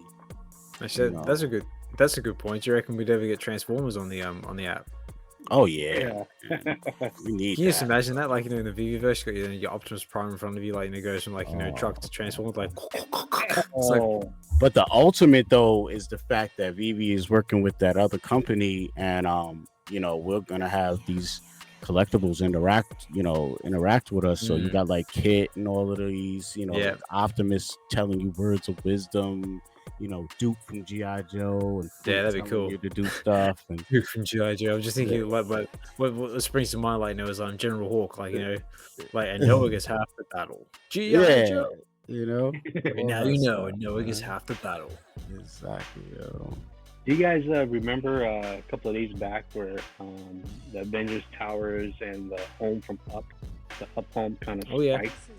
Yeah. Okay, so I want to say that they look incredible in the Veveverse, and a lot of the collectibles on the Veve app that don't look so great in your Veve Vault look amazing in the Veveverse, and those two are one of the two. Right. But there's more. Like the probably that TIE fighter and a lot of these, like the Back to the Future train. I know that probably like the Ecto 1 interior probably looks way better. Yeah, well, I know a lot of people were taking. I know the James Bond jet. Oh man, the James Bond jet. Man. Yeah, that'd be cool. Because I bet you that thing's flyable, and you could probably go on the water with that thing. Yeah, it's submersible.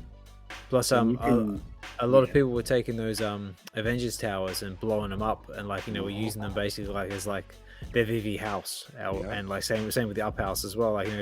We've on Web Wednesdays and weekends, we've had discussions about eventually we'll get to the stage where you can blow up the Avengers towers and you can have working offices in there. That's sick. That's now, brother. I know. I was gonna say it's now, isn't it?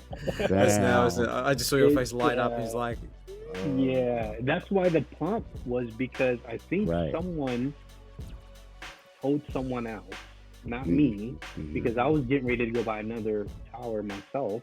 Right. And I looked at the prices. I'm like, it's tripled. What happened? Someone told somebody. Yep. And so that's why the prices were where they're at a couple of days ago. They were like tripled, and they went the double, and it might be coming back down now. Now that the hype's down. Right. So I'm checking the prices now. See, this right here is what made me dive headfirst into the Veve app. This video right here with the Batmobile and the dude's driveway. Yes. Just killed me. Yes. I was like, I'm done. Did I sign up? Yes. That is incredible. Take my money. So, I don't know how old you two are, but I'm 46. Oh, I just turned 47, man. July 25th, birthday bash. No, I'm 37, so I'm still in there, I guess. Yeah. 47. Yeah, I'm 40. Man, you got 10 years on me. See, I knew. I'll be 47 soon. Cool stuff. Exactly. Yeah. When did you say? No, When's your I'll be birthday? 47. Okay. It's dude, you and I grew up with this, right, Dr. Strange? Exactly. Yeah. I'm your little big bro, man. You know what I'm saying? I'm your little big bro. You know I kind of caught like the tail end of the 80s, and like I grew up in the 90s, so not bad, but the 80s were definitely better. Bro, if flames come out the back of this, I'm gonna lose it, man. That's incredible. Yeah, that is nice. I mean, oh my God, it looks so real. Yeah, I mean, if they don't have this guy working, I don't care what you have to pay this man. I'm paying. Look at it. That is nice. Look. I mean, my Batmobile is obviously Keaton's Batmobile, but Adam West is still pretty good. Right. Yeah. Look at this crap, man. I know. Oh, the shine on it. Ours. Yeah, it is. It is nice. It's gorgeous. Extinguisher, like, oh. Does it have the shark repellent bat spray? Good question, man. So yeah, man. We went over the 8 minutes, so that's all right. You know, just here kicking it, man. You know. So I don't know, man. Feel like I learned a lot, but I'm not gonna be satisfied until I have it in my own damn hands. You know what I'm saying? Yeah. So lots to look forward to. Yeah. I hope it just comes sooner than later. I you know, when they start having beta testers on stuff, it usually comes pretty fast. So it does. You know, I think it's like a quarterly thing. So I think they left themselves like a 2 to 3 month window for testing with this. And I would think that it would make sense to drop this around Christmas time when people have more disposable income. Yeah. Well, didn't David say like on a previous interview, I think it might have been on is it Will Goes Meta, saying that apparently Q4 is going to be a big queue. So could Veveverse be coming Q4? Who knows? Good. Great question, Oz. I would say that before the end of 2023, we all will have access to the Veveverse, but not just the Veveverse that we're in the beta, but it's gonna be the streaming Veveverse, meaning everything is gonna be pretty much incredible. The whole package. And I bet like a month's salary on that we all have access before 2023 is over. And not just the version that we're in, but the version that is meant for the public. The version we haven't seen yet. Yeah. Question. Oh, good. Yeah. Would you roll something like this out that you've been working on extremely hard, dedicating new teams to? Would you roll this out without worrying about trying to net and capture new users in the process, or are you rolling this out to satisfy your current users? Because my thought process is, again, if you're waiting till near Christmas and then you would like all that money, but then why not turn on a little bit of the marketing force it along with the Veveverse drop, and then you could catch some of these new people coming in. And then if you do that with the right types of drops at the same time, it could cause our own little bull run in here, regardless of how the economy is doing, because people are already in that spending mode. They are already done what they've done the last 3 months to get up that money to get this for Johnny and get that for Susie. So the money's going to be there. So they just got to make sure they market and raise the awareness. Yeah. What do you think about that, Fro? I think everything was pre-planned months in advance, if not half a year to maybe even a year out. If the Veveverse dropped last year, what we have now, we're not ready for it. We weren't ready for it. The idea was there. It's just having the capabilities to do what we're doing right now just was not there. And the reason why they waited so long was, I think they wanted to dot every I and cross every T. And I'm so glad they waited, because if you released something too soon that wasn't ready, I mean, you're going to get so much hate for it. The project's going to die. You know, you get more than 50%, just unfavorable comments and feedback. It's going to die. It's just going to crash. But because they waited, Dan and Dave, especially Dan, put in all these different unique functions, and now that it's to the point where I think we're ready for beta testing, give it to the users that are in the vault creating all the time. We have it, we're testing it, and we're like, wow, now I know why they waited as long as they waited. I love the fact they waited. I love it. What's up, Oz? Yes. You know what springs to mind when you say that is when we were talking earlier before about Nintendo games.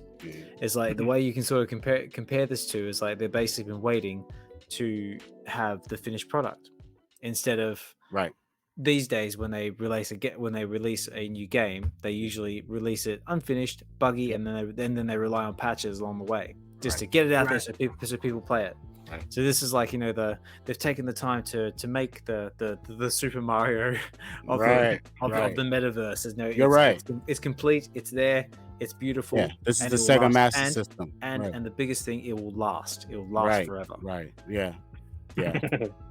It feels like it has a template. It's built along a template that pretty much has existed already, to where there shouldn't be any problems. But if there are, there's probably tons of people they could refer to and get the bug fixed, because it's a platform that's already been out there. So I don't think it'll be mind-blowing from the perspective of visual, but I know that potentially it could.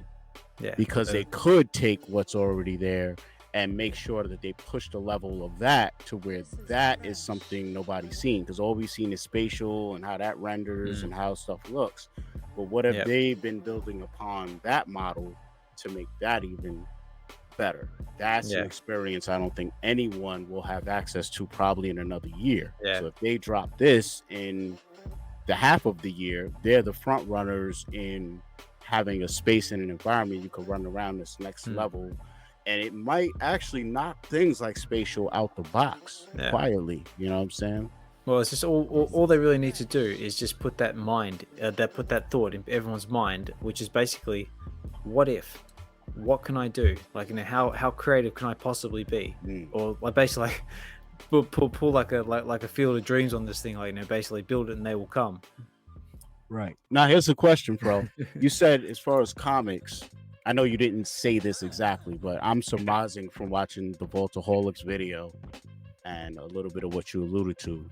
So this is my question. If I have my comics in a room that's called a showroom and it's 4 comics to be displayed, can I then pull in characters into that room still? Or is that room locked off to where it's only comics can go in here and people that walk in and out? Or can I wait till because we're going to get Wolverine claws coming out animated. So I want to make sure I could put that in front of, comics and have a Marvel room, but Marvel comic room. Can I have, What do you think? You can, if you can imagine it, you can create it. Damn. Okay. And I say that right now, with the whole comics, I can have Hulk busting through the comic No. in the Cool. precise location What? so that he looks like he's coming through Oh, that no. comic. Okay, But Veveverse is next level. cool. Veveverse Wait, is wait, wait, next wait. level. If you could do that, then you're insinuating that you could take a statue that's animated and make him stop in his animation where you want him to be. Mm. Oh, that's a There's- good question. There's a script. If you're good at scripting, which I'm not, you can tell it what to do, So you're saying there is a What? possibility. There's a where to possibility. do, No. and you can have him run across, Ooh. jump, No, bust through the comic, no, smash, no. and Nah, man. Cut it out. Wow. That's I like mean, some imaginary that- type stuff, man. like Where that, it's like, that I that's got an idea. speculation. I'm gonna just make it happen. Like, nah, you can't do that, bro. No, but then Can't that do that. literally that literally is the definition of putting into their minds, what if? What Yes. can I do? That's like saying, all right, so now you're trying to say that because a collectible is deemed animated alone, it doesn't matter what you gave us on the app for that collectible. Now I can make so instead of She-Hulk going and looking corny, I can make her do whatever I want her to do just because she's animated. Fresh. That's what you're trying to tell me? how good are you guys scripting? Oh, Honest answer, non-existent. oh man, me and Chat GPT gonna be best friends in a minute. Yeah, right. There's Okay, so cool. much I want to Oh say. my god, and no, it can't be No. like that. It can't. That's right. I think Because if that's what happens, my life is over. This is like Mm. Morrowind, Elder Scrolls. This is that all over again. Oblivion. Ooh, Yeah, I'm losing my life. It's over. the Skyrims, yeah. Yeah, Skyrim. Yeah, it's over. This is What- Putting stuff on let me- shelves for hours, Yeah. killing people, Skyrim. collecting stuff. Then I go, all right, I got some Nah, nice so- silver plates. I'll put them over here.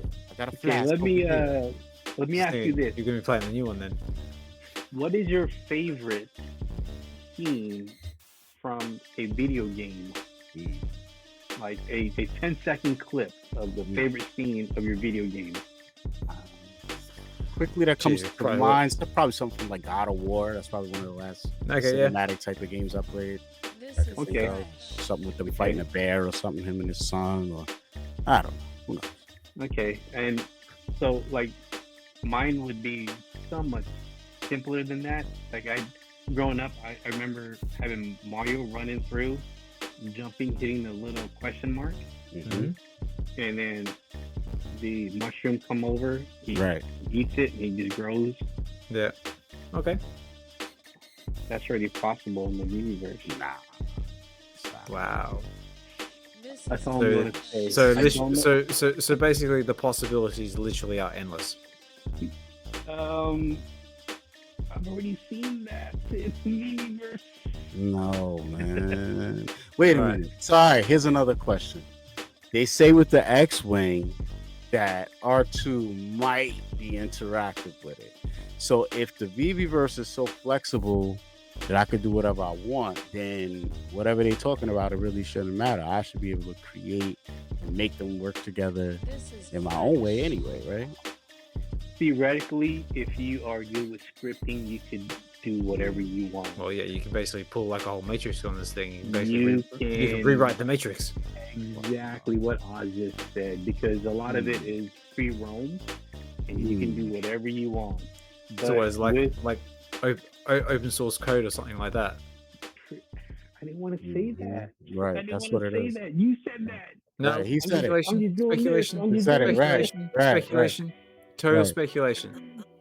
I mean, I wonder if Um, it's so easy that you can literally have that thing pulled up where you're like telling this to integrate with this and communicate with that, and it just all connects. This is with fresh.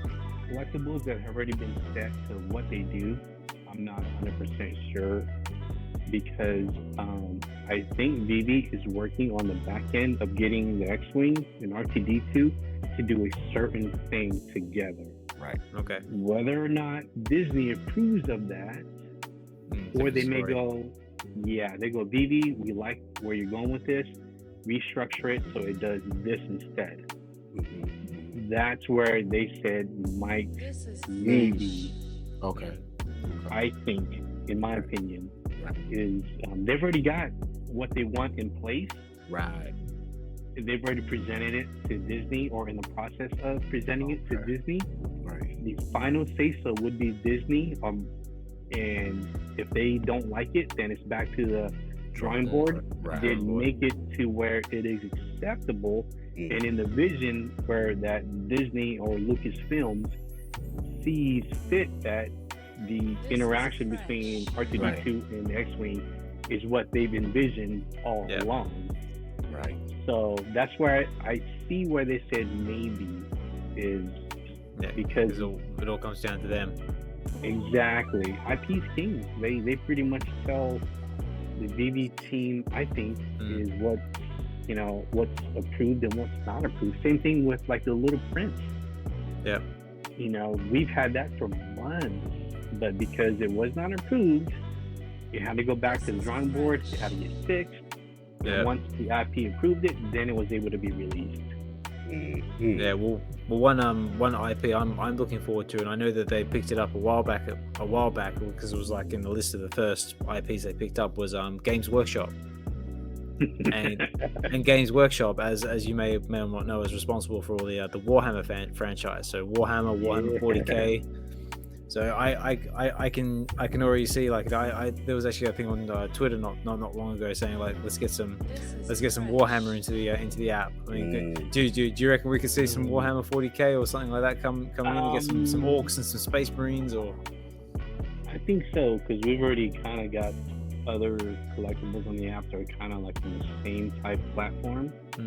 And so Henry Cavill he's leaving Superman to, from my understanding, to head to Marvel, right? Warhammer. No, he's going to Warhammer because Warhammer is apparently doing a series with Amazon, if I remember right. That's what I understood. And Cavill's been a Warhammer fan for a decade at least. Oh yeah, he's like he's a big time nerd. I mean, like, from what I know. Wow. Huge Warhammer. Have you seen the YouTube video of him online about him putting together a gaming PC or something like that? I saw the interview as well. And it's hilarious. Love it. He is, if anything were to happen with Warhammer, it's got to be with Cavill. Oh, he's there. He's there. I think so. It's going to be incredible. Wow. So, yeah, and just to summarize the Veveverse in a nutshell, it's far, far more than what we saw at DCon. That was just the teaser. That was like probably 10% of what's, on the surface. Wow. What I was able to create, and I'm not by any means, a creator at all, like well-versed in, with the computers or animation or any of that. But what I was able to create from what tools that were given to me that is standard in the Veveverse, I created a whole city, guys. Like I never thought I would be able to. It's incredible. So the moment it opens up, you guys are all getting invites. You're gonna see exactly what I've been creating. Then you're gonna be like, "That's what Fro was talking about." So in the words of Samuel Jackson from Jurassic Park, hold on to your butts, because it sounds like it's gonna be a wild ride. Oh man, I can't wait, man. I cannot wait, yo. Man, I know. I've been blessed to be this early, to peek behind the velvet curtain. And the Vaultaholics, they just put out a video, I think yesterday or the day before. Yeah, they did. Yeah, and they were pretty much touching on what I've already spoke about today. And the guys that are creating in the Veveverse, they picked the right beta testers, and how they went about picking them were just guys that are spending time in the Veve Vault was perfect, because who else would you want to use than the other guys that were already in the vault 90% of the time, that were already creating and getting used to the app, and their input is very valuable. Like I read all the inputs and I'm like, I was gonna say that, but he said it first. So, you know, I don't have to, and we all feed off of each other's energies. And, like, we talk about what about this, what about that, and before you know it, someone's already created it or was already in the process of creating one.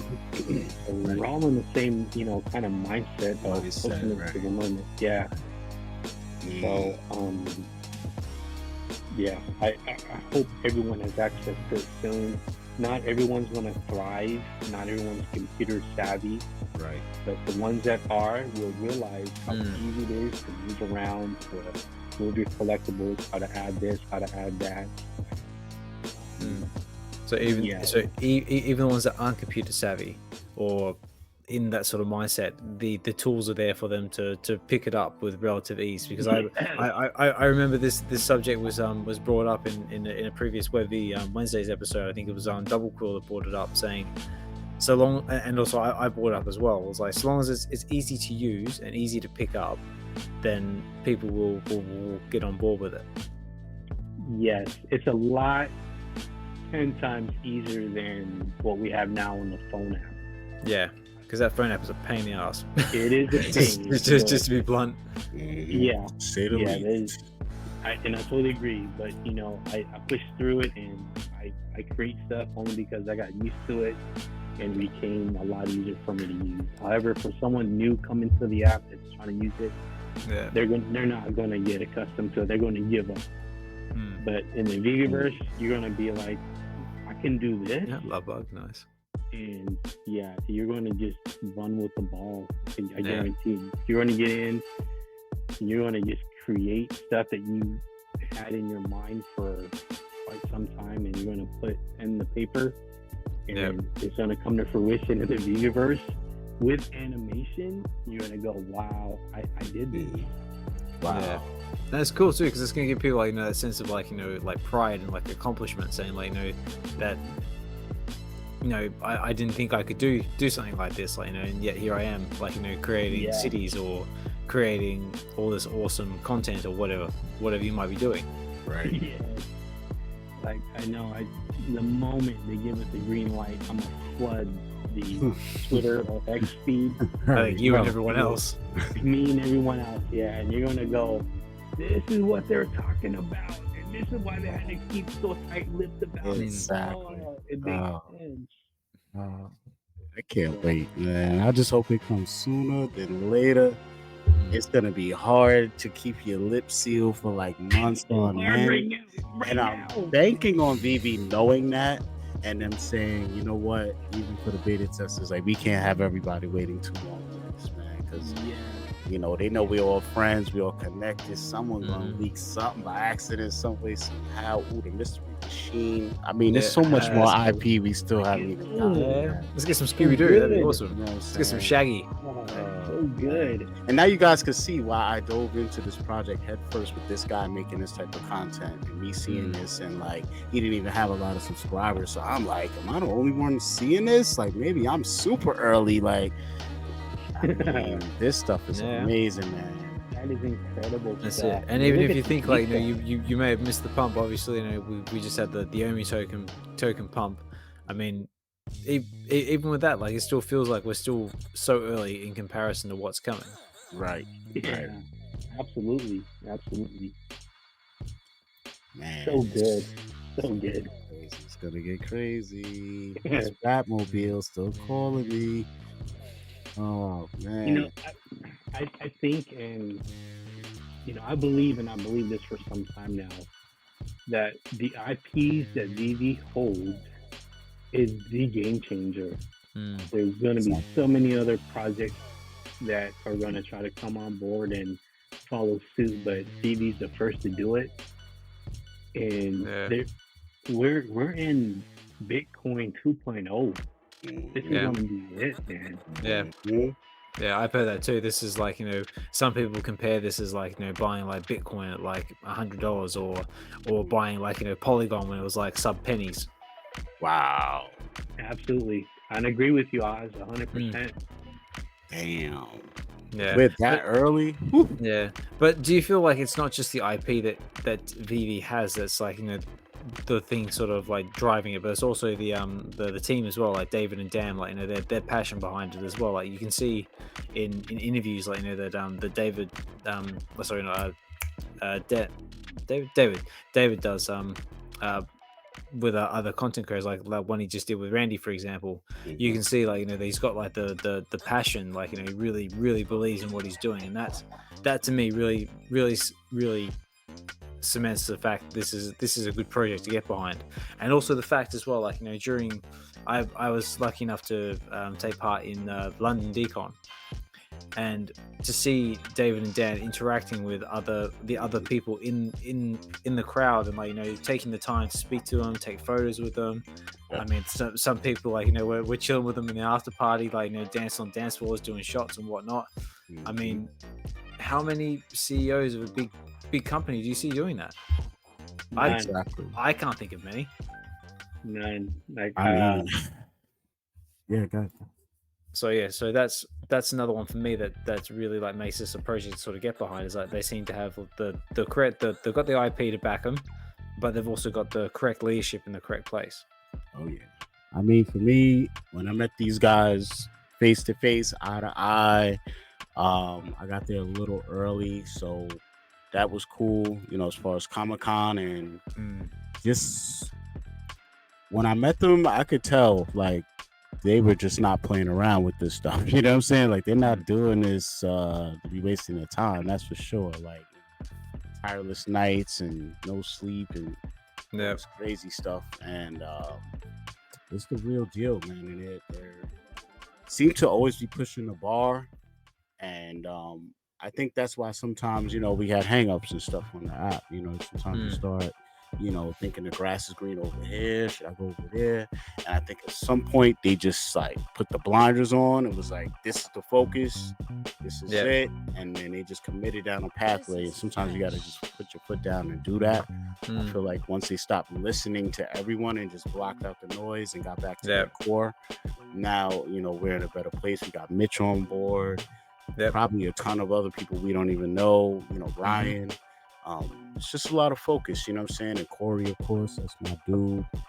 Corey, love Corey. Loved his videos, like, you know, VV3 or what was some of the first bits of VV content that I came across when I first started on this whole crazy ride. Yeah, man. And shout out to someone that I dearly miss, Heather.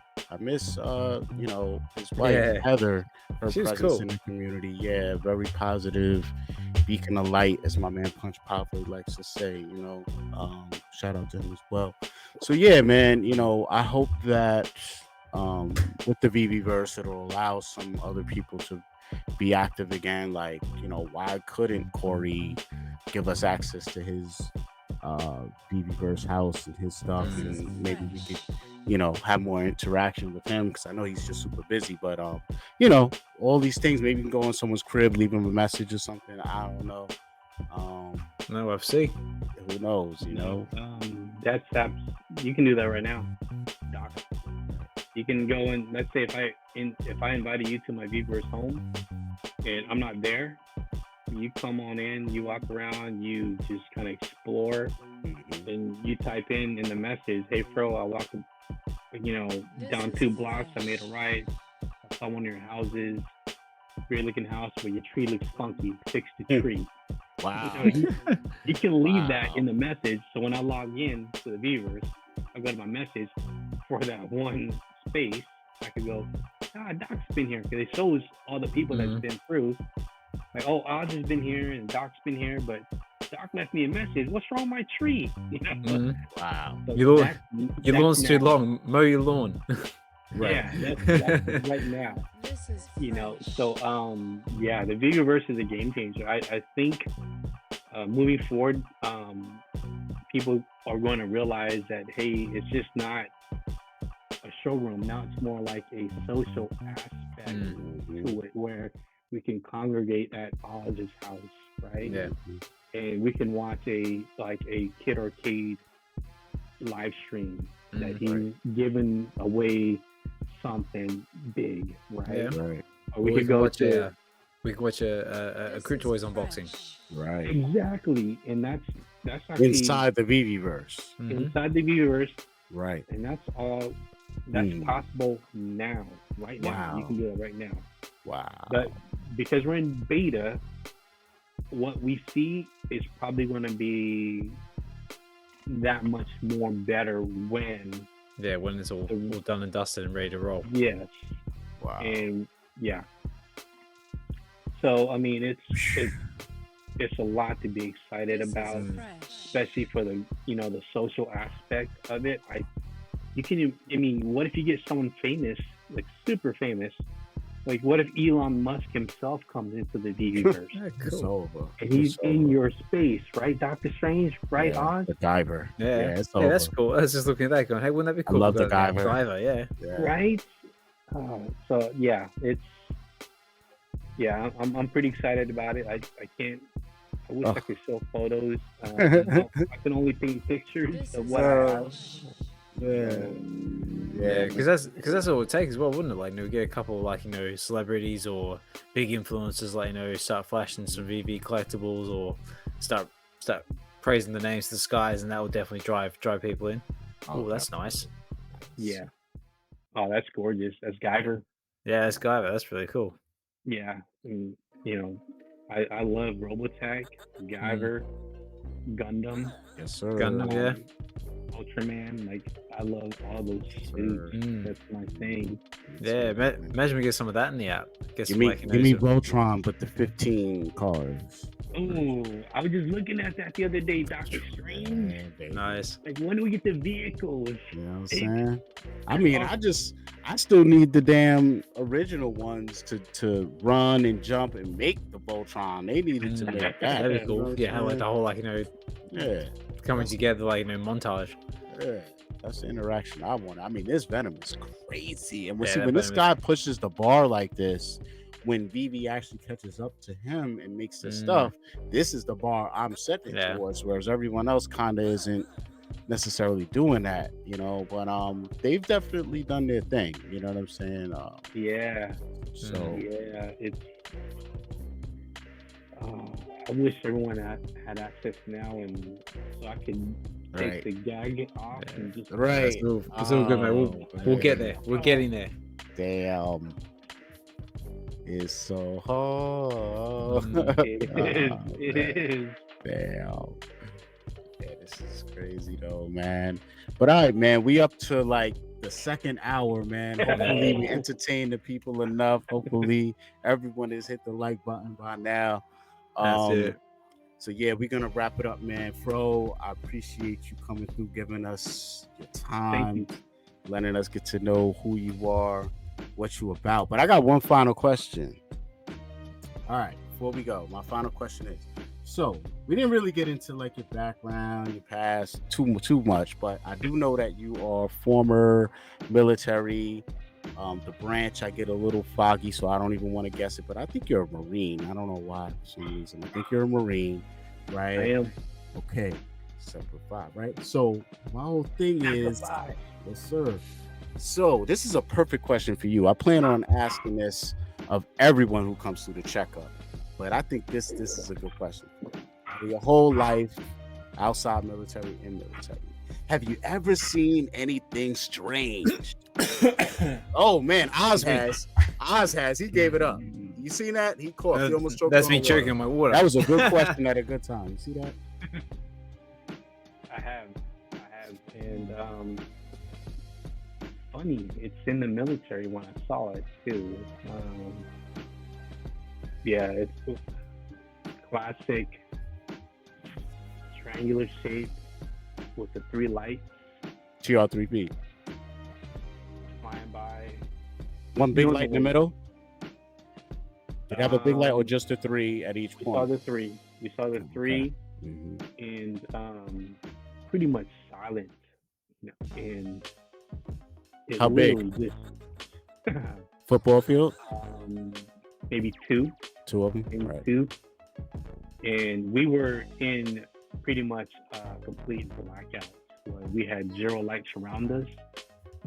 Nothing was on. The only lights that were on were the ones in the sky. and we had our NVGs on, night vision goggles. We're doing night land nav, and it just so happens that's when it occurred. Night Is this in land another nav. country? No, here in the U.S. Wow. Yeah, Holy crap. and my whole unit saw it. My whole platoon saw it, and we talked about it when it happened, but we really never talked about it afterwards. And it's something that I don't know if it was because of the military base we were around, and it kind of drew them to come and be around where the action was, or if it was just because it had to been because of the military. It couldn't be no other reason, I don't think, because we were doing a lot of training, field ops. We do, explosions, firing at night, anything that would probably garner attention from anyone else that's looking down from us. Like, why is there an explosion there, or why is all this happening here? Let's find out. So, and So then you're saying that you don't think that was a product of you being in the military and close to a base, therefore being one of our own. You don't think that was one of our own. So was there a reaction when this thing showed up from the military to make you think definitely this ain't our own because they reacted to it? yeah, because none of us have seen anything like it before. And this was in the 90s. And we were kind of like,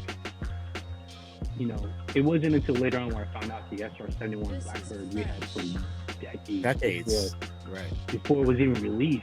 Yes. So, and this was in 1996, 97. Okay. 1997. If we had this technology, if we in fact did, man, imagine where we would be now with that technology. But it looks something like it was non-terrestrial. Non-terrestrial is the only thing I can explain it. Wow. Yeah, we all looked up. We're like, "What is that?" And did you hear it? No one heard anything, but we all saw it together as a unit. We're kind of like, "Dude, this is insane!" Like this, it made a believer out of me. Oh yeah. Gotcha. How about you, Oz? Me, I've never really sort of seen anything of that sort of magnitude. I believe in aliens. Don't get me wrong. I believe that aliens have enough sense to stay right away from Earth, and I wouldn't be surprised if we're on some intergalactic blacklist or something, because we don't, as human beings, we don't have an overly great track record when it comes to interacting with new things. I totally agree with that. What you gonna say, Fro? I can see you're bubbling. You got something to say? Yeah. Go ahead. No, Oz, what do you think about all the stuff that's been coming out recently, where all these guys are coming forward talking about all these undercover ops, including extraterrestrial life, extraterrestrial contact that we've had with all these agencies with three-letter things? I don't know. I really haven't heard much about it, to be honest. But I did hear there was something a while back saying someone actually, wasn't it? They did an interview with someone, or someone leaked something saying they did some government thing with the aliens or whatever, and they confirmed or denied or something. They said yes, there are things going on with extraterrestrials or something like that. But I mean, I would not be surprised in the least. I mean, if there's some CIA black site with an alien, or Area 51 with an alien in it, this wouldn't surprise me in the least. Maybe that's where some of our tech is. Maybe that's where some of our tech is coming from. They're reverse engineering some spaceship somewhere. Got a Independence Day scenario going on somewhere. Yeah, I mean, my mother was in aeronautics and air defense in the early 80s. So if you could imagine, you're sitting there on a Saturday morning eating cereal, watching G.I. Joe.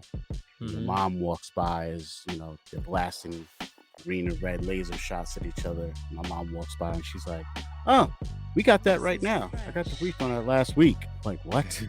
What? You know, then you always think like G.I. Joe was showing you some piece of technology that, you know, it doesn't exist in real life. So like I remember when the tank came out that had the bridge on top so they could like make a bridge to go across.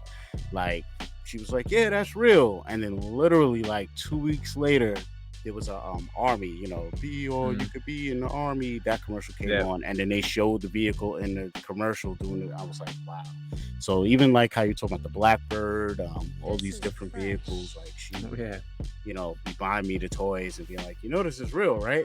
No, it's not. Right? And The design must have been inspired by something. Yeah, so I mean, it's all. I mean, the microchip itself, I believe, came from recovered UFO parts from the Roswell crash. Yeah. Or they could have just came from an ancient past too, because I've seen ancient artifacts that show, like, basically, even if you look at like Luxor and different parts, places in Egypt from an overhead view, it resembles a semiconductor. So that's why, like, back then they had water, and that's how they were able to generate electricity. And there's a lot of proof showing that the pyramids were actually just like a power plant, really. Yeah, right. So now what's underneath it, that's a whole nother ballgame. Another discussion. Right, because I don't think the pyramid is even a pyramid. I think it's actually a diamond. So I think as above, so is below. So I think it's built 50-50. So what we're looking at is the 50% that's on top, shaped like a diamond or a triangle.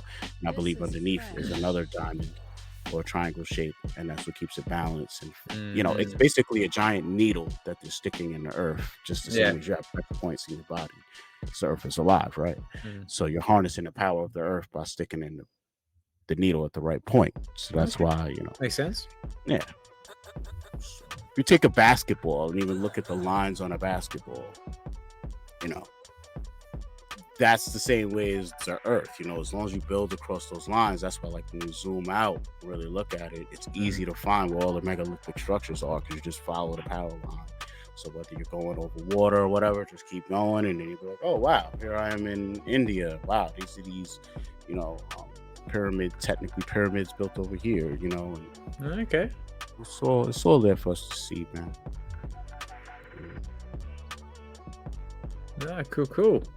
Yeah, man. So that was my last question, man. Have you seen anything strange? And boy, we got some cool stories out of that one. I wasn't expecting to get that one, but wow. TR3B triangular action. No joke, man. So, Brother Fro, any last parting words for the people before we get out of here? Yeah, absolutely. Thank you so much for having me on. Ozman, you as well. Thank you. Spectacular co-host. Gosh, it's great to see you again. And it was a pleasure, right? Yeah, keep doing what you're doing. I missed the last Web Wednesday.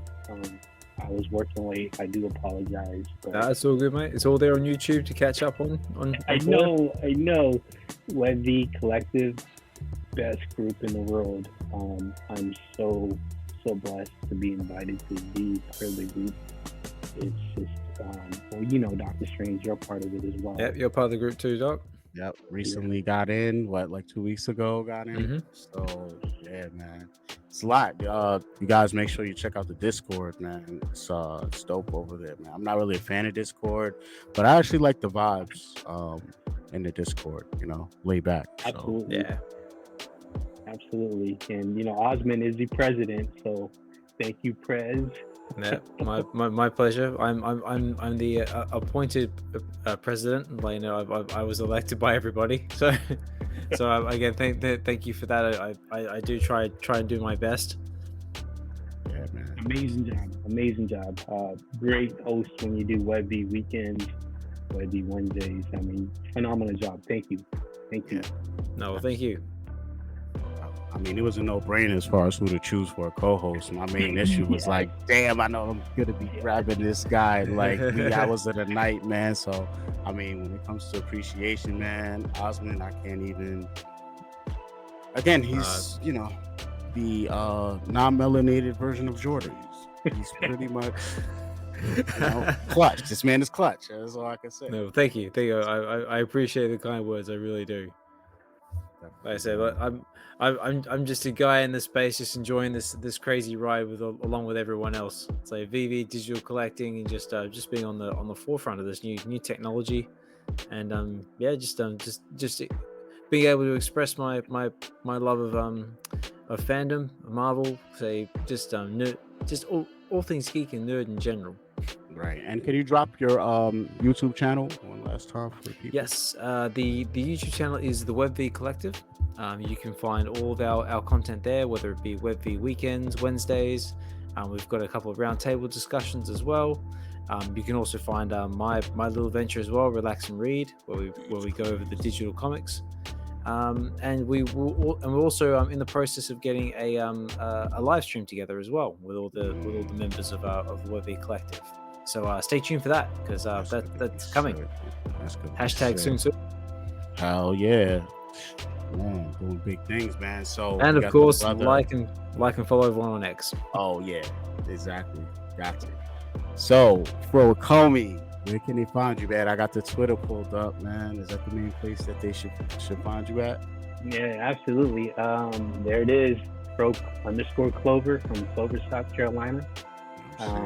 Myself and the team just hanging out, and pleasure and honor to meet the team. Wonderful people, and there is part 2. And love this. Yeah, that is cool. I did like that. Yeah, just another thing, like I mentioned before, just content, just to get people to laugh, smile, and just have a good time. Exactly, man. Yeah, I always check in on your page, because you got other people from the community on here. Yeah. I got a question. That last slide with the monkeys and the computer, was that created in the Veveverse? No, that was in AR mode. Right. Yeah, AR with my cell phone. So to pull something like that off, right? You basically have to start with one collectible projecting in AR, and then what? You could just hit the plus button and then just keep going from there. No, the way I created that was I went to a blank space, and I put in all the collectibles in a blank space that I wanted, and then I went to AR, and then with AR it allows you to grab all the collectibles as a group and move them as a group to wherever you want. And once you set it there, then you can go in and pick one collectible at a time and move it and move it and move it.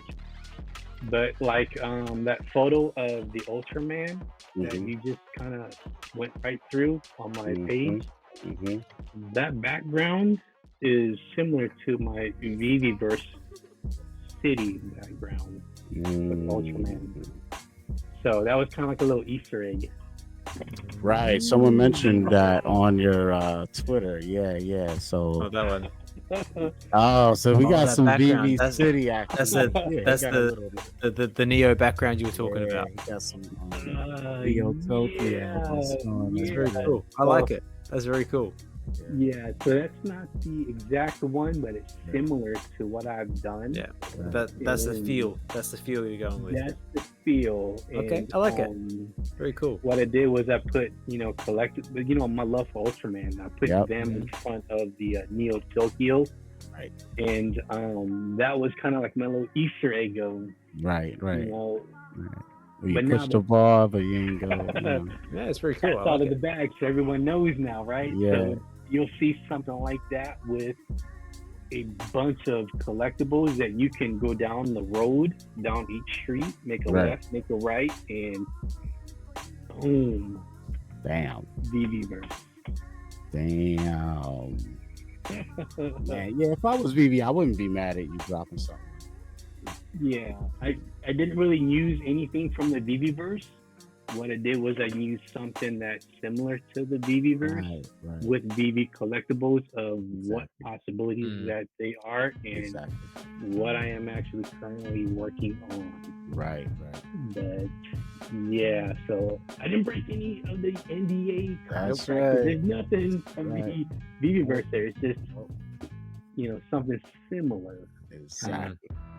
Very cool. Yeah, man. All right, man. So we're gonna wrap it up, man. Any last words from anyone you could think of?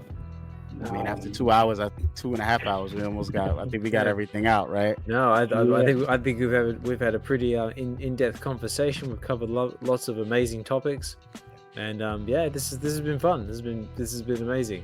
Yeah, man, I appreciate it, man. I appreciate you both coming on, man. So for now, your man, Dr. Strange, all things strange. We are out. Thanks for coming through the checkup. Peace. No worries. Thank you. Take care, everyone.